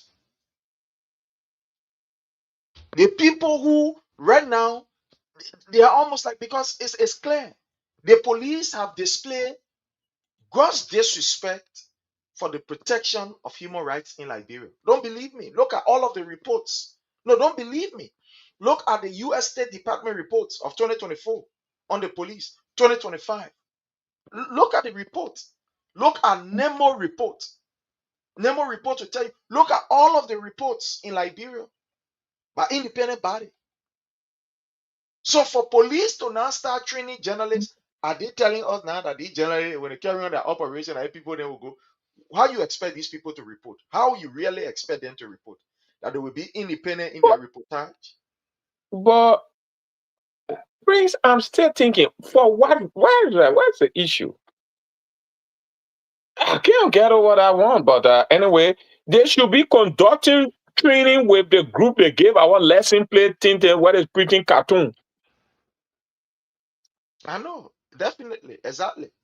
Because, but they can't do that one because they in collabo with those people trying to exploit the Liberian people. You see this government, Rain, this government is a symbol of failure. And Prince, let me tell people something. Let me tell you today. No one should be afraid. Yeah, we flag the issue up. But if people, they will fail, and as years go by, they will sink deeply into failure. 2029, the flocking the people will receive politically. Look, they will self-destruct until election day. Because God himself working, it's not man. They could plan to do any other thing, but God will break them apart gradually. You think everything real life to you, real life? You think CDC real for the UP? No. In fact, CDC, our party, we are weak in opposition than when we were in government, when the guys were in UP was very strong in opposition as compared to the CDC in our government. CDC not really putting much effort to pressure the UP government. But guess what? Everything that going on with the UP government is God himself fighting the battle, and they are self-destroying. Nothing they're doing extraordinary. Nothing the CDC or self-doing extraordinary to battle these people. Real political tension put come to short. CDC is going to be at this stage today. We should be putting extreme pressure on these people. But everybody said, we talk. In fact, citizens are not doing propaganda. We're doing reality reporting. We are doing reality reporting. Everything that happens is what we report. Sure. So there is nothing that we're fabricating extraordinary lies like they did with the 16 billion lie, like they did with the bring up back, all kind of lies they did. Oh, when people die, they say, oh, the other person died. You don't see CDC running with all kind of thing. So CDC is not ready into the propaganda. CDC is reporting what is unfolding or what are the things that are unfolding. These people will self-destruct. So every time the time go, as the time goes by, they flip, slip. That's what will happen. Sure. So they are the shameless. They say they go delegate. I know what kind of thing that power, that solar panel, something where we did, where our government initiated. President, we are shameless. They will not acknowledge. I thank God that we didn't even talk about that because we will deal with that one on Facebook on our personal pages. Sure. Yeah. So right now we will just encourage our partisans all road leads to Grand Jira for our 22nd anniversary. CDC is 22 years old. Remember, UP is 42 years old. UP came to be 1984. So UP is 42. UP is older than the CDC. Half of the CDC, yeah. they double the CDC. So we will be celebrating our 22 anniversary in Grand Jira with all citizens to be part of that program. If you got a mean, find your way to Grand Jira, that make that place hot. And I agree with people on that stand about being critical about those Burkina bees that come into Grand Jira. That's a sound point from the security manner point. We have to be vigilant. So please, all citizens, let's find our way to Grand Jira to make sure things go on there, and we do everything possible. I think, Prince, we can do our closing because I think it's gone up for now.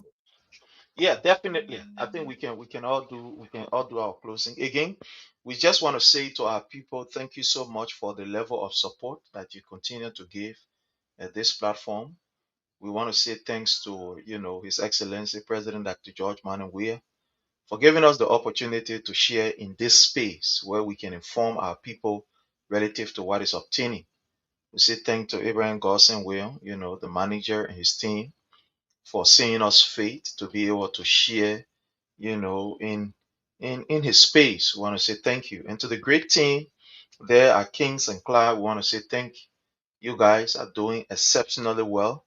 Let's continue to support. Let's continue to bring out the information because from all indication, we are the bastion of hope as it relates to information dissemination for our people because we are authentic.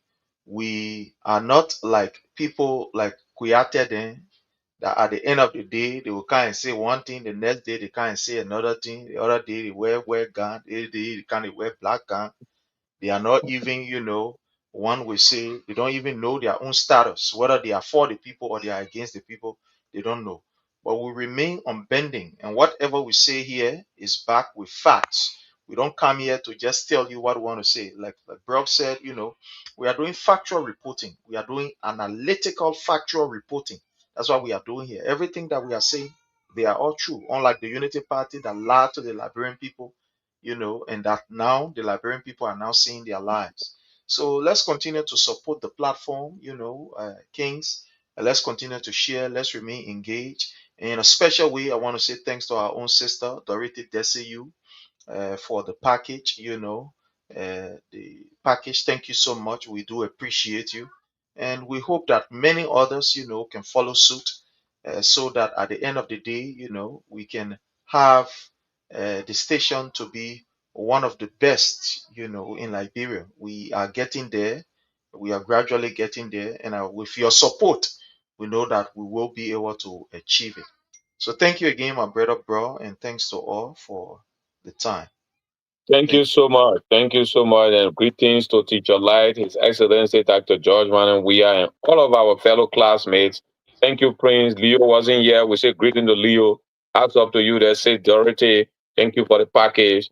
And we say we see you next week. Newton said, well, just calling me, but I cancel his call because I knew that he gone from that place. So thank you and good night. Have a good night. Thank you, Prince. Okay then.